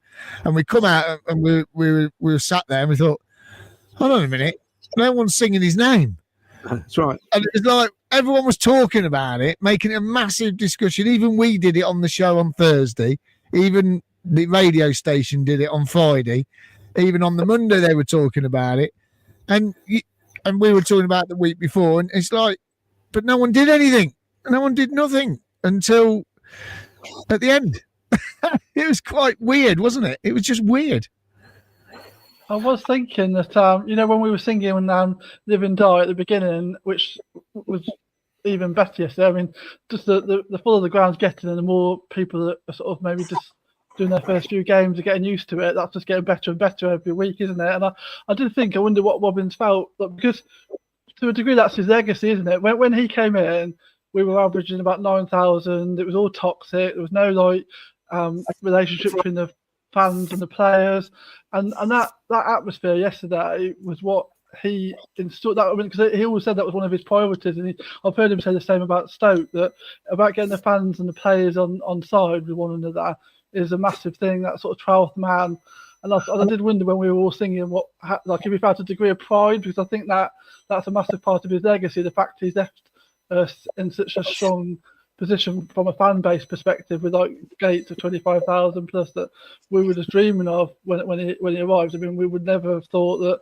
I mean, when he came in to where we are now, it's just a dream, isn't it? We would never have thought that was possible back then. So I did wonder what he thought about that. Yeah, I thought he got a great welcome. I said at the start when he arrived, and then a little bit at the end. I suppose a lot of people were all the staff and that was shaking his hand and stuff. And he did come out and say it was a fantastic, nice touch from the fans and the people of the club to welcome him back. But he was very disappointed in the result. But it was a nice touch from the fans. So that's it now. So we've got to move on from Robbins, and we've played them now. So we just got to concentrate on doing what we need to do. Buzz8 says, give Frank some credit. He changed formation and tactics. I'm sure he's aware where we need strengthening to get behind the team. I'm personally enjoying the football. I was talking to Jim Brown this morning, and Jim was saying he felt that Mark Robbins did a Mark Robbins thing and got it wrong tactically in the first half, and then did his usual thing of changing it in the second half, got back in the game. And he said it's very similar to Southampton last season, where we went behind, got level, and ended up losing. And there's been a lot of games in the past when Robbins was in charge where that used to happen, where we used to say, this is all over the place. And then we correct it and things changed. FA Cup semi-final. playoff final. They were similar games, weren't they? Where he changed things in the second half because it wasn't working what was happening in the first half. But I think if we're really honest, we could have been 2-0 down before we even got in their area yesterday. So I think luck favoured us in the end, basically. And I mean, the goal we scored, if you look back on it, it's a bit like QPR. We'd faced so many corners, didn't we? Then we went up the other end and scored. That was the same. We were under pressure. We broke away, scored. I can think of plenty of games where we would have just saw the game out. Sheffield Wednesday away, Milan banging that ball forward. He'd have just let that go out for a throw-in before Christmas. Let's have the point. But these are massive games. These 6 games we've won now, we've got 18 points where we could have ended up with just 6. It's massive. Absolutely huge. Lee Dan, no reason why we can't go unbeaten until the end now. People will have something to say about that, but why not? We've not even started playing well yet. That's a good point, Lee. Paul Stratton, as much as we all want to get into the playoffs, no, Frank loves 4-3-3. However, as the season goes on, I think it will be our downfall. I hope not, and I hope Frank is right. We are wide open defending currently. All right, Ken, back to you. Right, okay. Just remind us of the competition then, Claudio. And we've got a Micky Quinn night as well we can advertise. Yes, I'll just get that up. So, here we go. Yeah, Micky Quinn. Friday the 2nd of May, we're hosting this event. So the whole team will be down there from 7 o'clock. £10 is a quiz and a raffle. And it'll be a great night because Micky Quinn will have a load of stories, I'm sure, to tell. And if any of you out there, which I'm sure there's quite a few of you, see Micky Quinn play for Coventry. He was a fantastic goal poacher in the 6-yard box, probably one of the best we've had. But yeah, come down. He's got a few stories to tell, and it'll be a great night had by all. So Friday, May the 2nd, it's only a tenner from 7 o'clock, and we'll be down there. We'll be hosting the event. So there is a quiz and a raffle. That's the Walsgrave Working Men's Club. Friday, May the 2nd. And also, hot off the press. Yes. Mark and Morosi on the 20th of March. We'll be live here on Sky Blue Fans TV, so make sure you tune in. That's the 20th of March, Mark and Morosi. So that'll be interesting. It'll be a great show, I'm sure. He'll have a few stories to tell. It'll be an interesting night because it's the night Slovakia play Slovenia in the playoffs. So we might be shouting results to him. And the best way to be notified that we're going live will be to subscribe on YouTube, and it will tell you when it's going live. So there you go. Subscribe and like, please, because that's all. It don't cost you a penny. It's all free. Just hit that button. Now, I'll get this photograph up now because we tend to forget to do this, don't we? And there they are. Now these are the lads who are in the US, correct? Yeah. Standale Hardy. They went to watch the Chicago Fires against DC United. And they're the old Coventry City fans. They're all from sort of around the Coventry area. And a few of them, they've got their shirts on. And Stan lived out there in Chicago. So he gets over to watch the Sky Blues now and again. But he's a massive fan and he watches from afar. And there he is with his flag. I love the flag. It's great. I love the crest. It's brilliant, isn't it? Yeah, it's brilliant the way they've done it. Yeah. So, yes, and I'm sure he's a listener to the show as well. Apparently, they've all got 2,000 points each.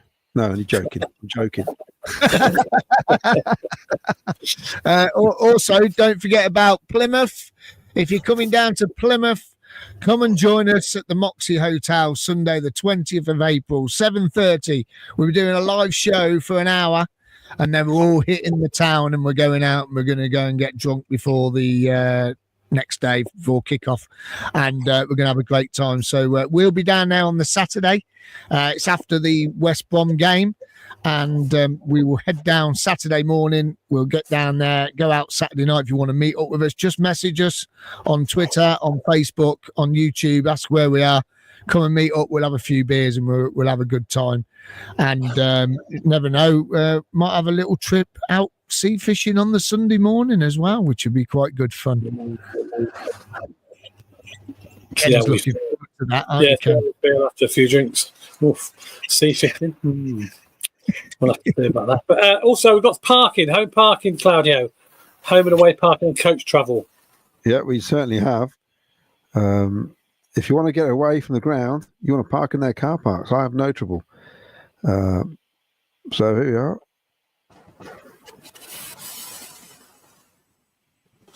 Yeah, home game parking. It's big parking.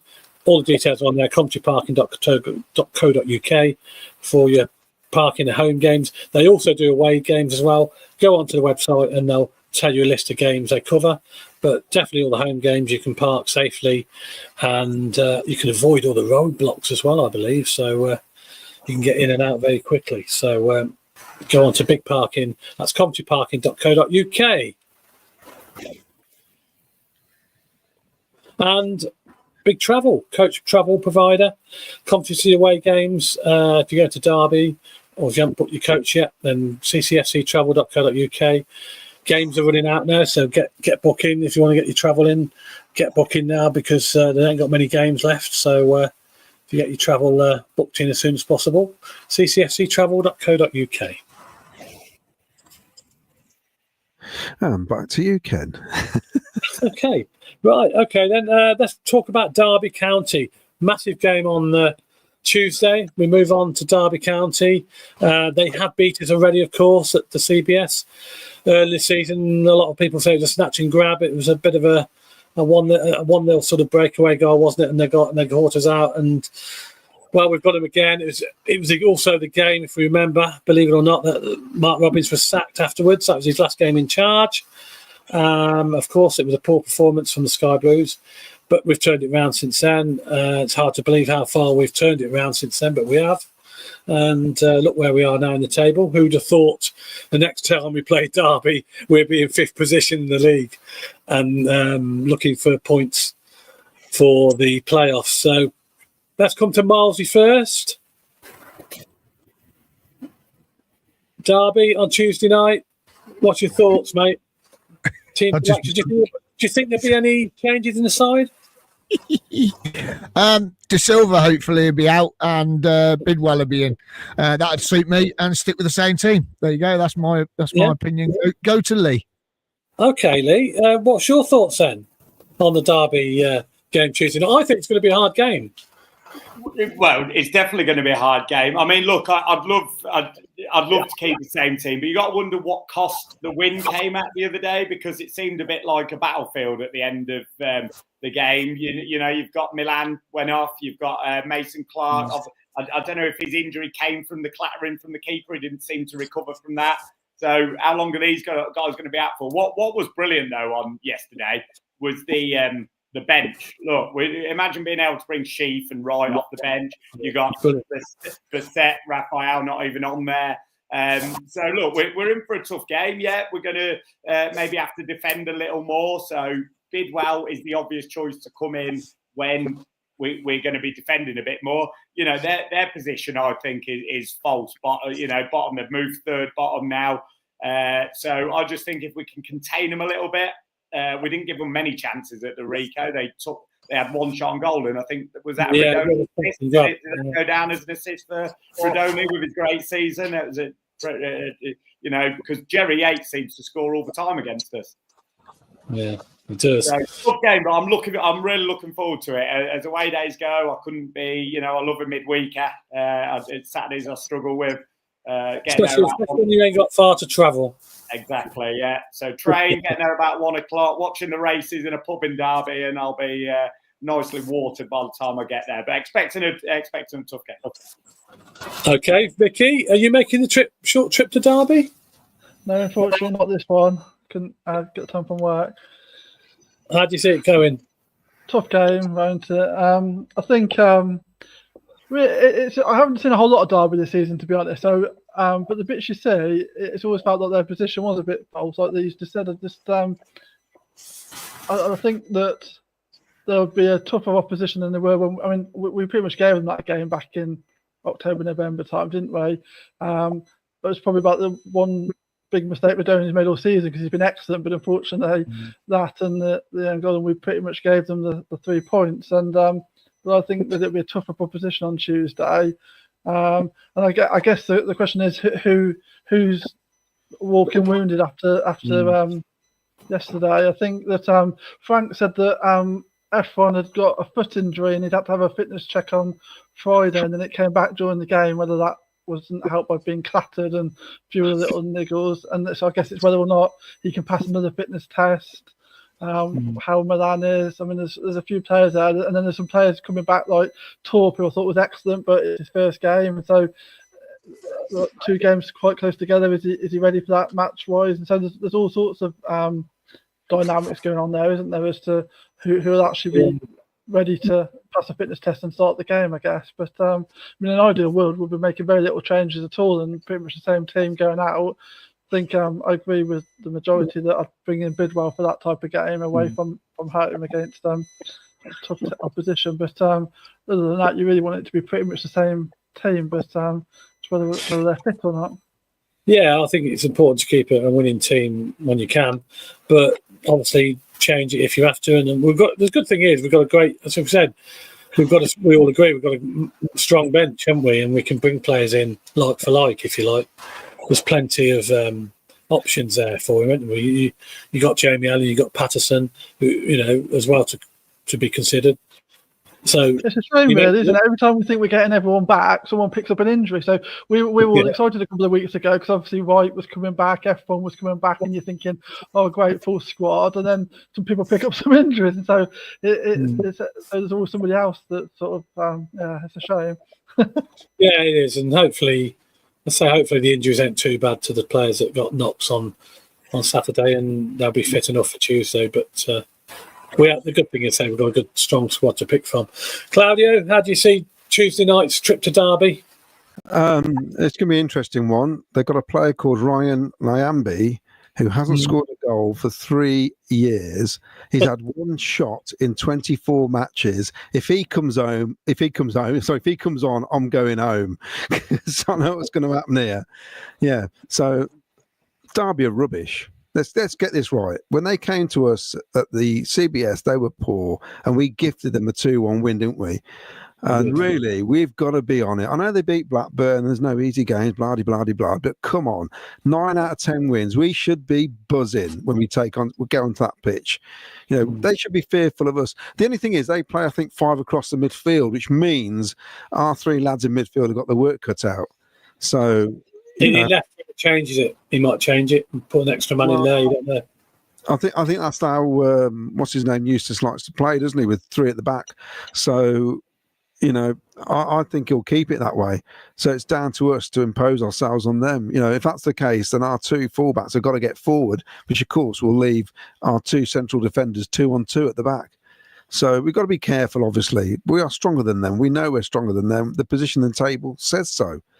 And they've only just won the first game in ages at home. So they can't score goals. I mean, they got 2 goals at the weekend, but they literally cannot score goals, Derby. So come on, surely, let's just do them in. Claudio, we said that about Oxford. They can't score goals. We went there and they scored 2. I know. Give me another 3 too. I think Oxford are a better team than Derby, though. I think. But they're more fragile than we are defensively. So you could end up with a 4-3 job on Tuesday. It could be that mad a game. There's going to be chances throughout this game without a shadow of a doubt, because we like to give chances away, and they definitely do. And if we can't create against this lot, that's a poor showing, home or away, on current form. So I'm confident. The thing is, we beat John Eustace this season already, haven't we? So twice. So let's make it a hat trick. Well, before we carry on talking about it, can I just mention something? Something's just popped up on Facebook, which is very important. Justin Miller's just posted this out on Facebook on the fans forum. There is going to be a Keaton's Day So they're still looking for the guy. Well, they know where he is, but they can't extradite him because where he is, they don't have it. On the 14th of June, Daimler Green, CV63 LR, 11 a.m. start. It's £1 to entry. It says here, join us for a day of celebrations with football tournaments, food, inflatables, fun activities, and more. All donations go into the family's chosen charities. Those charities are Sky Blue in the Community, the Air Ambulance, Break, which is the road safety charity, and BYLC Road Safety. So I thought I'll get that up there. It's just gone live on social media. There you go. Keaton's Day, 14th of June. So if you can help out with that down at Daimler Green, please go down. We'll keep plugging that. We'll keep reminding people about that date as it gets closer. Sorry for interrupting the show with that. So no, that's important. We'll continue to post the date and everything to remind people as it gets a bit closer to that date if they want to attend, and be nice to see a lot of people down there. So, right, Claudio. Okay, then let's go for predictions for the Derby game. Score predictions, Claudio. 4-0. 4-0 to Coventry. Yeah, 4-0. Massive 4-0. I'm going to be so happy. You've never said 4-0 all season. Well, I'm giving it a go. 4-0. It's going to be a game and a half where. Not an Ellis Sims hat trick, no, but I reckon we're going to beat them handsomely. I've got a feeling about this one. I'm wearing the chocolate shirt. This is the first time we wore it was at Derby away in 1978. That's why I'm wearing it. So I'm going to wear it on Tuesday night. Did we win? Yes. Steve Hunt made his debut. We won 2-0. Okay. Yeah, I was there. Yeah. Okay. Yeah. Miles, what's your prediction then? I'm going to go for another 3-2 for the Crack. Another 3-2. Wow. Yeah. I'll go for another 3-2. I think it's like Claudia's just said, they can't score. Well, they scored 2 yesterday, and we said it about Oxford, who ended up winning 3-2. I'll go for another 3-2. There's a 3-2. Wow. Okay. Lee, plenty of goals for you or not? Not as many as those two think, but I'll take either one of those. Look, I can't help but thinking it's going to be a draw, but we haven't drawn in 10, so I'm going to go with form, win by the odd goal, and a 2-1, 95th minute this time, Bobby Thomas. Okay, and Victoria, what do you think? Yeah, I was going to say 2-1 as well, to be honest. I think 2-1. Yeah. Sneak it by one, yeah. Well, as long as we get the 3 points. I'm not sure what Claudia's been drinking. That's just cracked me up. He's never that optimistic. No, I'm shocked at 4-0. But I'm going to go Sky Blue victory. I'm going to go 2-0. I don't think they'll score. I think we'll keep a clean sheet. We'll get a goal in each half. We'll score 2 goals, and we'll come away. We'll come away with 3 points. I think. I'm pretty confident of that. I'll be making the trip as well, so I'm looking forward to going down there. Right, Claudia, we've got a lot more messages. Any more messages to get through? Yeah, I'm just thinking. I was just remind us of the competition first. Right, the competition. Because you're running out of time to enter. I'll get the banners up. The competition is this. Playing as a defender, Bobby Thomas has now scored in 3 consecutive home matches. Who was the last defender to do this feat? Okay. Yeah, I was just looking at penalty taker, weren't it? Yeah. I was just thinking, looking at our previous performances at Derby, I'm thinking about 40-odd matches. We've scored about 4 goals once and 3 goals 3 times. We barely score there. Oh, So it's going to be a 4-0. Sorry, I'm just going for it. Look, we've broke enough records this year, so why not break another one? Yeah. Yeah, exactly. And we haven't got a great record. Our records are quite close in terms of wins and losses, but it's yet again it's the old home and away thing. We normally do obviously better at home than they do, and they do great at their place. So you're saying comments, right? Yes, more comments. It's all right then. Brian Tully reckons 4-1 Coventry. Bobby Thomas hat trick. There's a lot of 2-0s and 3-0s and 1-0s. Need to win as West Brom v Burnley, Bristol City v Sheffield United. See, this is it, you see. These fixtures now, they're coming in our favour, aren't they? Agree, Lee. This is from Alan Arkins. Vicky, we will concede a goal. Mick Davenport, if we lose, it's down to you, Claudio. All right, okay. Lee Dunn, yes, Claudio. Confidence rather than not draws all the time. I say 4-0 too. God. Jamie Carter, whether we played De Silva or Bidwell, they need support from the left, as the last two games show we are caught short. De Silva played well yesterday, apart from that silly foul for the equaliser. Tully says, I think we've ever lost to a Eustace team. Have we ever lost to a Eustace team? Good point. Combination of wins and draws against him for Birmingham and Blackburn. Yes. Lee Dan's put Derby are rubbish. Even the two lads who do the second tier podcast say they're rubbish and they're Derby fans. John B, we underestimate ourselves. We are really hard to play against. So good going forward. Players coming from everywhere. Thomas Gold defending could be better, but nobody's perfect. Love the journey. Long may it continue. Well, my mate who's an Everton fan, that's what he said about Frank Lampard. Be prepared to concede goals because he's not too fussed about defending. But if you score more, I mean, really, all we're doing lately is scoring the goals our XG said we should have been scoring before Christmas. Yeah.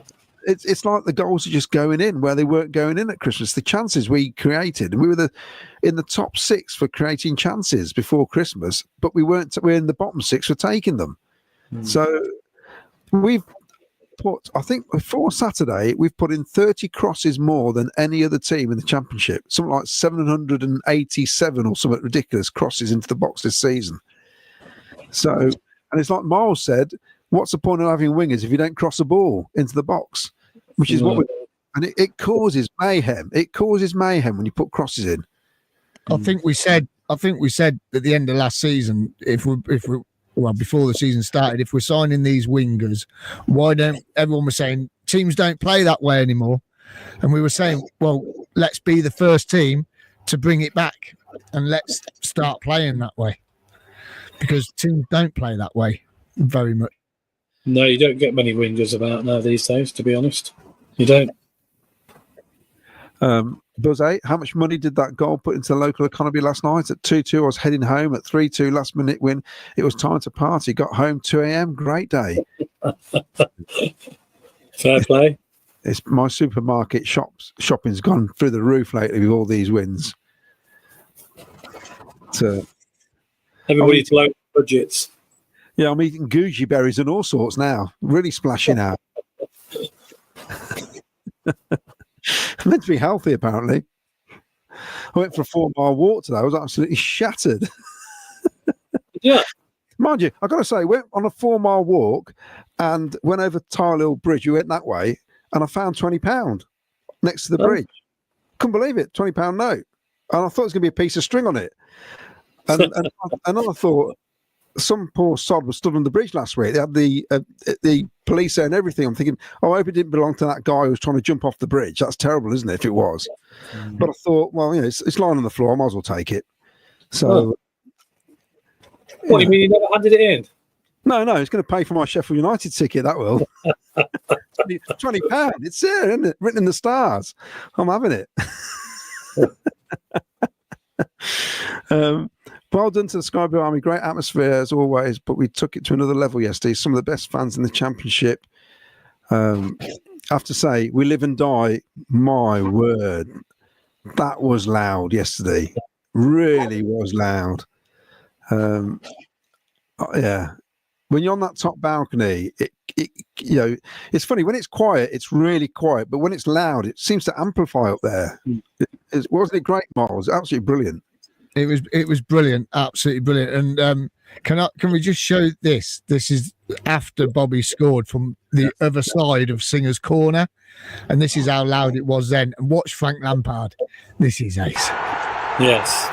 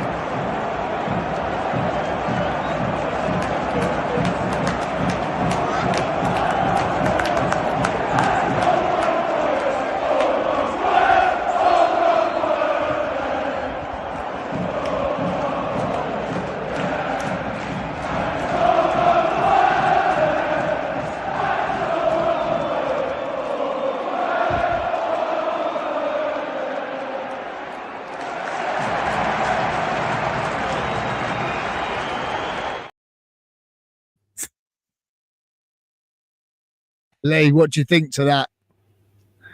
Hey, I haven't stopped smiling since that goal, honestly, and you describing it earlier and seeing that again, and I'm going to be smiling until Tuesday at least. It's great because we've seen it all at so many different angles over the weekend, with it being on telly and everything, and people doing their own videos and stuff like that. And that was mine from where I was sitting, and it was deafening, really deafening. I've never heard it so loud.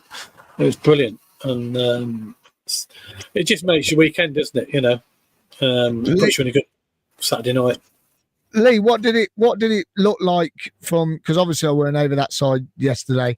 How did that stand look yesterday from where you were sitting and when that goal went in? I mean, how did it look around that side of the ground? So how did it look from Singer's Corner looking the other way? Yeah. I mean, look, I can't remember looking forward. I think I was a couple of rows down, you know. I was arms around people, kissing people in front and behind that I hadn't spoke to all season. So, you know, it's one of them. And you saw it from the away end. It was limbs, which you normally associate with an away game, in my opinion. It's not very often a home goal you're celebrating like that. And, yeah, hugging everyone around me. So, didn't look the other way, I'm afraid, and just looking over at the Stoke fans, because it was a pleasure after the abuse we'd got for 10 minutes to be able to give it straight back, which that video showed perfectly that happened. I know that was great, weren't it? Can I ask you all a question, if you don't mind me asking? How do you think? I've been thinking about this all day today, and I'm telling you now, I am so buzzing and so excited about this form compared with the year we got to the playoff final. I think this feels better. We'll come to you, Lee, first. Do you think this feels better? I think this feels better. Oh, I'm not going to go with better. I'm going to say it feels the same, which is massive for me, because I never ever felt like I would feel like that playoff. You know, I lived in Yorkshire 2 years ago, and I was coming back for the odd game. Like, one of the main reasons for coming back was how good that year made me feel. And so to be able to feel like that when we did, and I understand saying, does it feel better? Because we never thought it was going to happen at the start of the season. But I'm going to go with the same, because I didn't think I could ever match that from 2 years ago. Yeah. Claudio? Yeah, you know what? I think for me, it feels better at the minute because we got into the playoff situation a lot quicker. Last time, it was at the death, wasn't it? You didn't really know if we were going to do it. We kept drawing so many games. This is proper winning matches now. And you just feel like, you know, we've got a couple of hard games coming up very soon, but we've got matches we know we can get points from. We've got to get probably 16 points or something, I reckon, and we're in there. 16, 17, we can do it. Let's win 5 games really quickly. We're in the playoffs, basically. Mm-hmm. Yeah, let's just do it. Vicky? I'm sort of a bit with Lee, really. I think that it's more the same, just different. So it's good, but just in a different way. Because, like Claudia just said, the fact that we've actually got into the playoffs now. That season, when we got to the playoffs and we only got there sort of the last week or so of the season, I always felt that we could do it that season. I felt we were building towards that, so I felt good then. We've just done it in a different way this time, haven't we? Because we've sort of got this run going together. From nowhere, really. I mean, it's crazy as well to think that this is like the best run in the history of the club. And you think, I mean, it's just incredible where that's come from, really, isn't it? Especially when you look back at the history of the club and some of the players that have played for the club over the years that couldn't achieve what this current crop of players have done. So it's amazing, really. So I just think it feels different. So it's just a different type of excitement and enjoyment, isn't it? But yeah. So yeah, different for me. I mean, Ken, for me, I mean, I think the last few home games, the stadium has been feeling it a lot more, hasn't it? Yeah, without a doubt. I think, well, we had 30,011, was it, there on Saturday? Massive gate for us, and it was fantastic atmosphere. I mean, it was a complete sellout, and It was just I got a funny feeling. I think it's better. I think our form's better than it was the previous one. I remember being with you up at Middlesbrough. I remember we took that photo and you were sitting down. You said, I can't go through this again. In the Middlesbrough. You were sitting down on that, weren't you? Yeah, when we won the play, it was the last game, weren't it? Yeah, that's right. That's right. And people can't go through this. And looks like we might have to go through it again. But, no, because we're in there now, aren't we? We're in there. So I haven't got to go through that again if we stay in there. It was that game, getting that draw. It was like, I can't cope with this anymore. It's doing me Sweden. But it was coming in from everywhere, weren't they? We weren't sure whether we were going to be in there or not. Yeah, and you couldn't concentrate, could you? Because you were like checking out the phone. Then the half-time scores come on the screen at Middlesbrough, and you're thinking, can we hold this out? Can we do it? Yeah. And that's why I think this year, for me, I know at the beginning of the season it weren't going our way, and I think that's why I'm feeling now that this is better. This run that we're on is better than that year. If you look at I messaged Buswell early, he hasn't done it yet, but you know that little chart he does. At this stage, at that time, we're way ahead of it, and the win to loss ratio, win to draw and loss ratio, the win ratio is way over it, and something.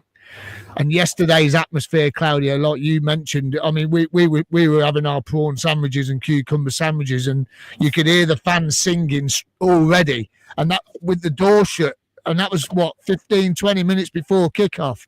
They were singing already, Singers Corner, and you were like, I went, I've got to get out. I've got to get out there. I've got to get outside. I've got to go and listen to this because it was buzzing. The stadium was buzzing again. It's just something going on, something magical again. Yeah, and he made everybody's weekend brilliant. You know, everybody's like skipping in there over the weekend. They're just really happy, and such a great feeling when your team win, especially with us kicking off early and all the rest of the games still to be played. We knew we had our 3 points in the bag, and nobody could overtake us. Yeah, that's right. No one could catch us, could they? But the other thing is, Lee, I'm sorry if I'm just going on again, but you watch all the pundits on TV and they say the likes of Arsenal, Man United, Liverpool, the big teams, Real Madrid or whoever it is, they grind out a result. They find a way of winning a game. We are, like we said earlier on, and the pundits do say this, good teams find a way of winning a game. We've just suddenly found ways of winning these games, haven't we? It's winning mentality. It is exactly like someone mentioned earlier about Milan, lets the ball go out and we accept a point away at Sheffield Wednesday. All of a sudden, and I do credit Frank Lampard with this, all of a sudden that's not good enough. You need the 3 points. Exactly the same yesterday. We hadn't had a shot on target second half. And instead of just accepting, right, because if you asked me who was going to get a last minute winner yesterday, I'd have probably said Stoke for most of the since they got the back into the game. So it's just mentality. You're right. Those sides you mentioned might grind teams down a bit more, but I think with Coventry it's just a new winning mentality. Yeah. One thing I want to say is as well, I'm going to have to have a word with Jim Brown, because am I right in thinking? So from his full debut, Grimes has won every single game so far. Yes, full debut. Full debut, yeah. Yes, that must be he some. made it. Yeah, he made his partial debut, didn't he? So he came on the next game, didn't he? So from his full debut, he's won every game, hasn't he, so far? Yeah. Yes, yeah. Yeah, I think. Yeah, I was just thinking that, but yeah, he's great to watch, isn't he? Ipswich, did he play against Ipswich? Does that count? No, he didn't, because he was tied, wasn't he? Yeah. Yeah, so he came on as sub against Leeds, and then after that we had Ipswich, and then it was his full debut. Yeah. Wow. So, shall I read some more comments, Ken? Some more comments, yeah. We've also got. Also, I want to put up. We have got a man of the match. Well, the man of the match was Torp yesterday up in the lounges, and we have got a little video to show you. We'll do that first. This is Torp, man of the match in the lounges yesterday. This is what he had to say to Brian Roberts. Thank you very much. Listen, ladies and gentlemen, boys and girls, thank you for your patience here. We are lucky to have our man of the match come up here, our player of the match. Please put your hands together. Oh, is he there? Yes, he is. Mr. Victor Torp.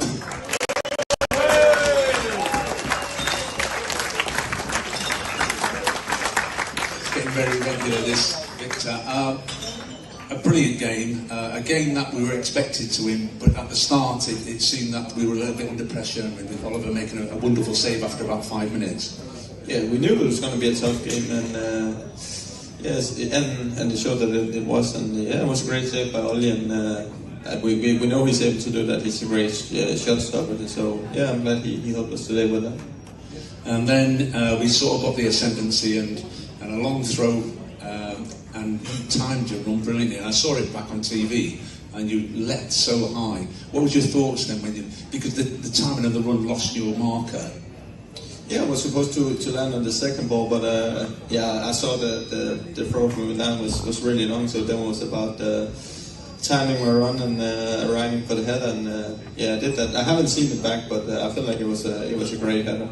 And you were saying earlier that you don't score many headers, but it's a brilliant header because you leapt so high. But that Coventry City scored lots of headers because they were 17, I think now. We scored the most in Europe. The second goal, different, but the run by Tats and the poor fullback. Tats sold more dummies than Mothercare to him, and he nutmegged him. And you timed your run perfectly, but you can time the runs, but your first touch has to be perfect for that, and it was sublime. Yeah, as you said, that's what Tatsu does. He beats his opponent 1 against 1, and we see that week in and week out. And then, yeah, for me it was about arriving, and yeah, as you said, my first touch sets it up for me, so I could almost just pass it into the net. So it's a great work by Tats, and then for me it was about putting it into the back of the net. Now there's a potential penalty and a potential hat-trick. Did you see much of the penalty? Would you in the group that when I saw it on television, and although the pundit said it was a pen? I haven't seen it back from where I stand. For me, it looks like a clear pen, but no, I'm just happy that we got the win anyway. And would there have been an argument on who takes the penalty? No, I would have taken.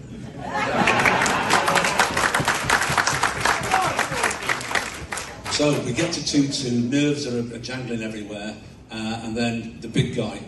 Bobby Thomas, who you wouldn't mess about with, hit a shot, and good job the net was there because the ball would still be travelling. He hit it with such ferocity, and jubilant fans, players, and everything. It was just a wonderful atmosphere at the end. Yeah, that's the belief we have in the group right now. That those late games where we're going to get a goal, I think we have the belief that we can get it, and I think we showed that recently. And a great goal by Bob, and a great feeling from the whole stadium when that ball went in. I think that's one of the best feelings I had in a long time. Well, we wish you all the best and get those feelings every week. Please put your hands together for our player of the match. Thank you, Mr. Victor Torp.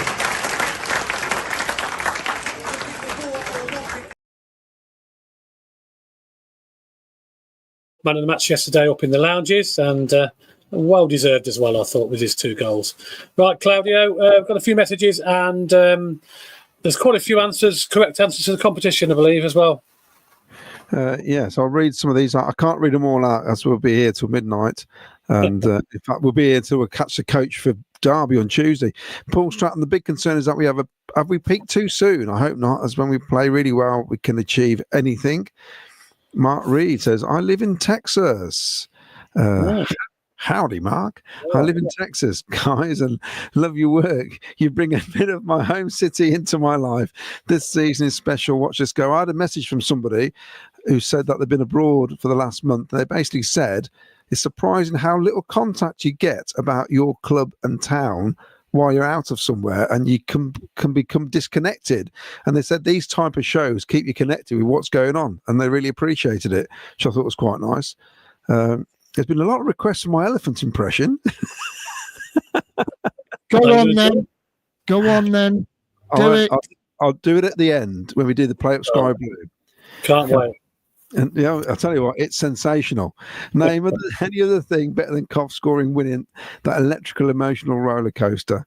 I know it's great, isn't it? Football is a funny game. It can kill you at times, can't it? I mean, Lee, you being a follower of England, it must kill you when you're watching them play. But it is, isn't it? It's just sometimes it's the worst feeling ever, isn't it? And then it's one end to the other end, isn't it? It's like penalty shootouts when you've got to score one penalty to go through, then you miss it, and then 2 kicks later you've lost. That happens to so many teams, doesn't it? It's absolute killer, that is.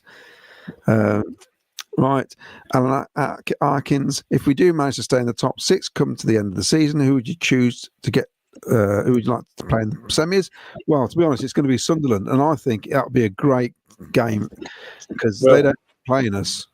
That's yeah, that'd be a fantastic game. Yeah, we've got a good record against that lot. We've got to go up north again for the return leg, 2-legged. Yeah. Steve Price was absolutely buzzing leaving the CBS. Needed a Stella at the Christ the King to stop me shaking. What were you driving back, Steve? You shake even more. Even more, Stella, wouldn't it? A can of wife beater before he goes home. Brilliant. Ryan Matthew, I think it's better purely because we aren't just relying on Gus or Vic. Our depth is much bigger now with talent all over the pitch. We aren't worrying about injuries as much because we find a way. Ian Harris says, wait till the Sunderland game, Miles. CBS will be rocking. Yeah, it will be. Singing all the way to Tesco. What an atmosphere. That's why Stoke fans kicked off. That's from Lee Dan. Tully says, yes, full debut. He's won every game. So, I mean, that's mad, isn't it? That's got to be some record as well. We'll ask Jim for the next show on Thursday. Yeah. Craig Robinson, has the profile of the club gone up since Frank Lampard took over?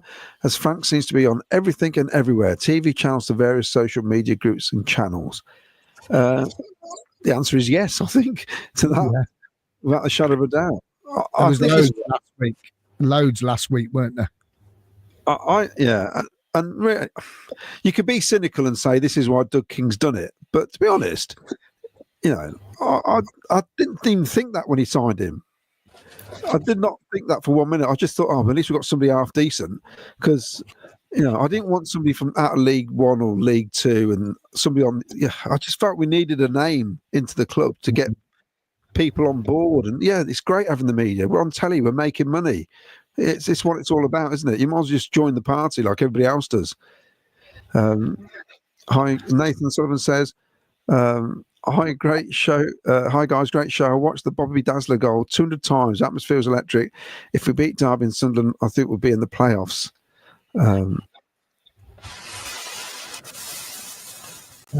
Nathan Sullivan says, I lost 20 quid near the station. Maybe you should give me the Sheffield United ticket.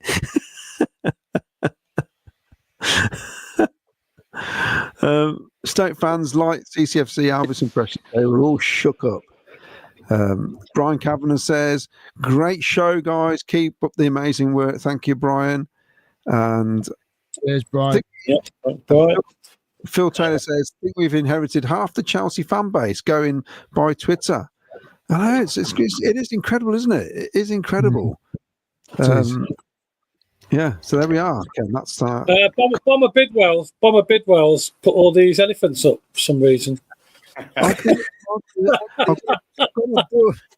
got to build myself up for it. It's a big one. This is my Okay, let me do some mentions again then. Let's get these out of the way then. So coming up on the 20th of March, Marco Morosi will be joining us live here on Sky Blue Fans TV.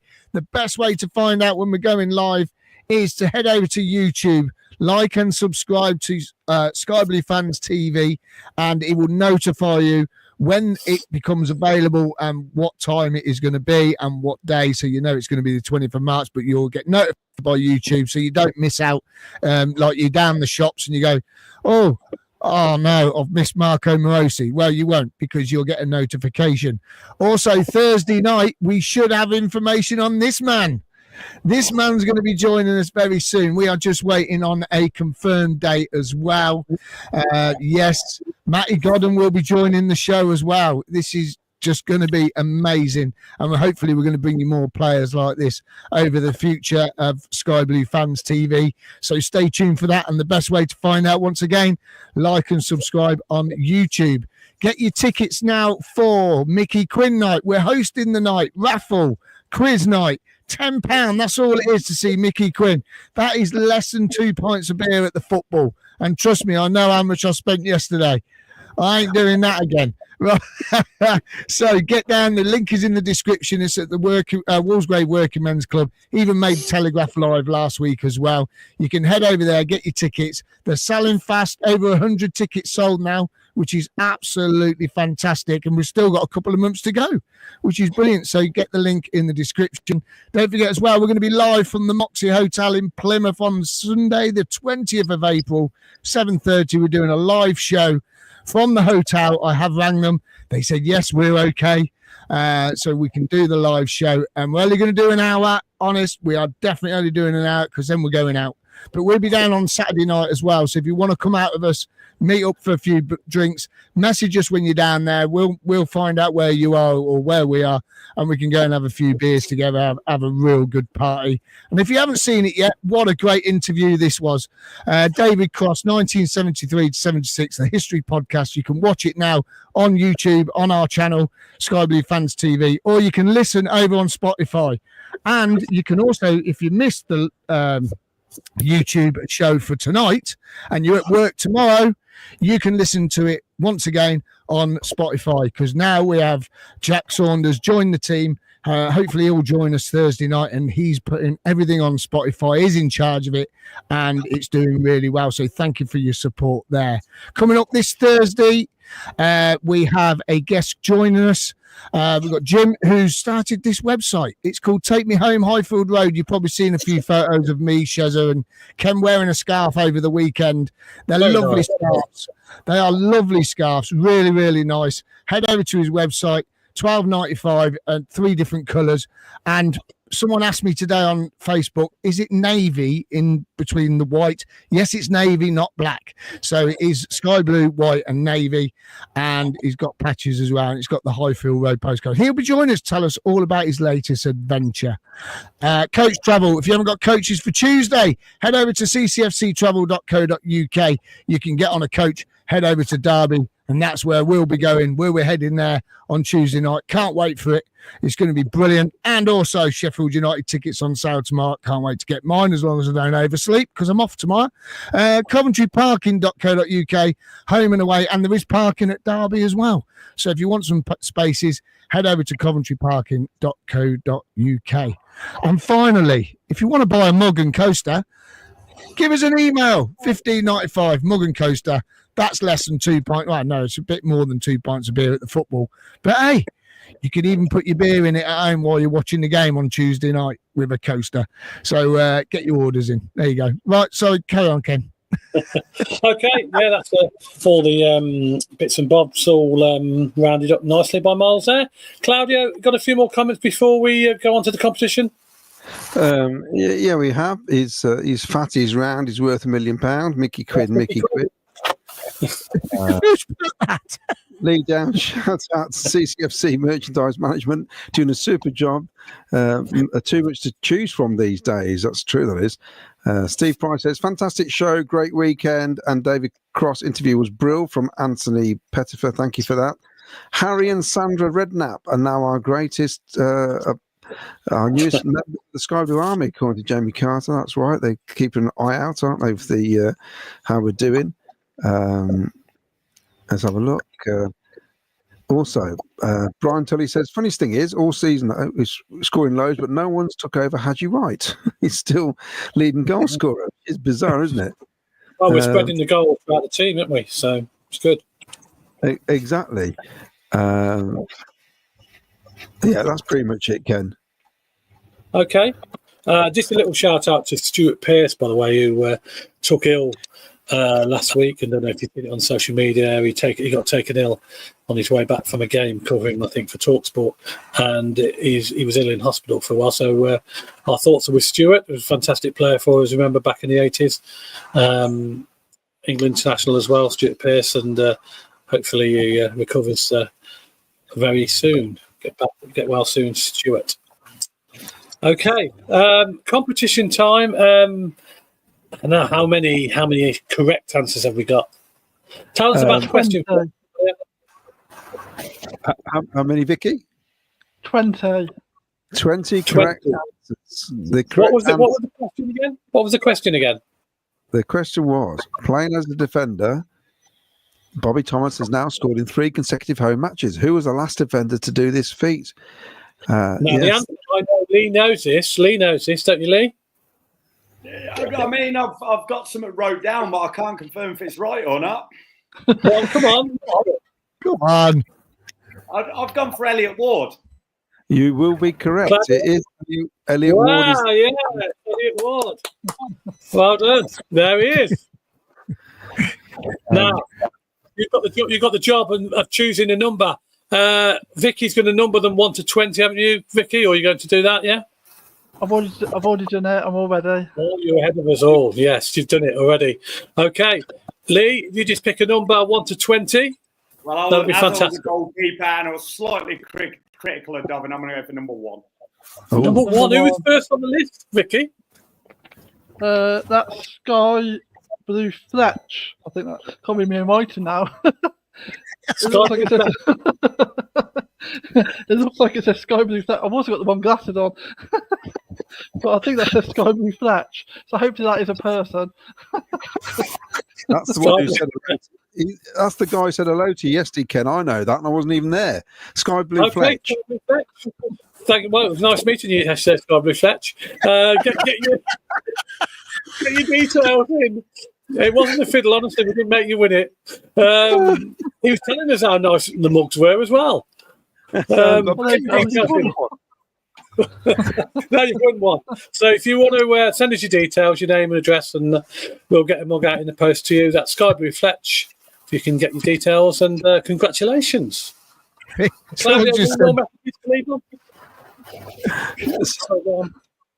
Sorry, Miles, what was that? Someone just said it's a fix. How can it be a fix? Lee's picked the number. Yes, Lee doesn't have any access to what numbers are on that Vicky's put down. We haven't heard the elephant yet. Sorry to number 8, by the way, after I've sat with number 8 behind me the whole time. I noticed you got that shirt, yeah. Is that an England shirt then, Lee? It is, yeah. You wouldn't want to say number 8 there because that was Wayne Littlewood, and you didn't pick that. So well done.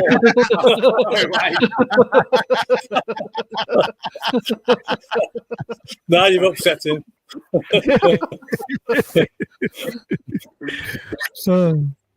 We haven't heard the elephant yet. Yeah. Now, Claudio, got some more a couple more comments, and then you can do your elephant impersonation. Sorry, can I just quickly say something to yes. Bomber Bidwell's to come up to say that he was first, which he was, but I wrote them all down and I just randomly numbered them to make it random. So technically Bomber Bidwell was the correct first person, but then we just numbered them randomly. So sorry, Bomber Bidwell. You did well and you're on my list, but you weren't number 1 on my little random number. Number 28, so that's fine. Yeah. Totally random. Yeah. There's no fixing going on here. It's all totally random. Yes. That's good. Okay. Partly, Paul Stratton says Sunderland podcasts are petrified of playing us in the playoffs, and Craig Robinson says when Claudia does his trumpet noise, I hope it comes from the right end.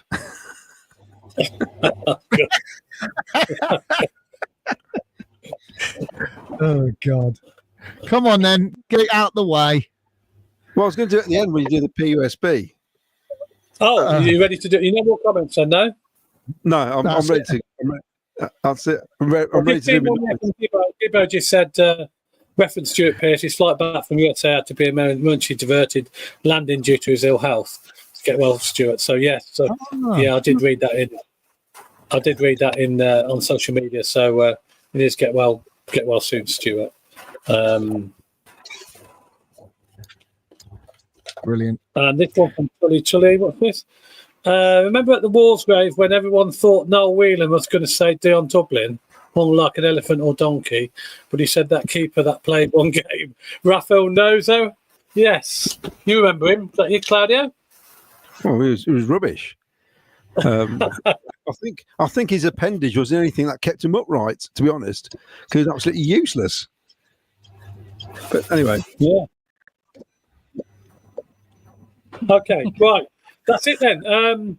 I think we're just going to be ready for ready, and we're all ready and waiting for Claudia to do his impressions. So, we'll wrap the show up.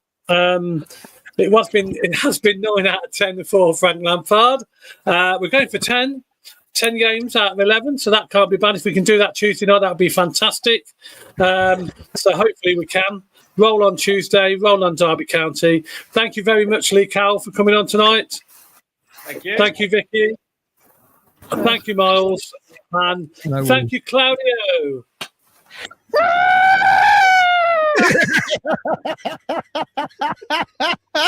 Play up Sky Blues. Play up Sky Blues. Good night to you all. We'll leave you on that.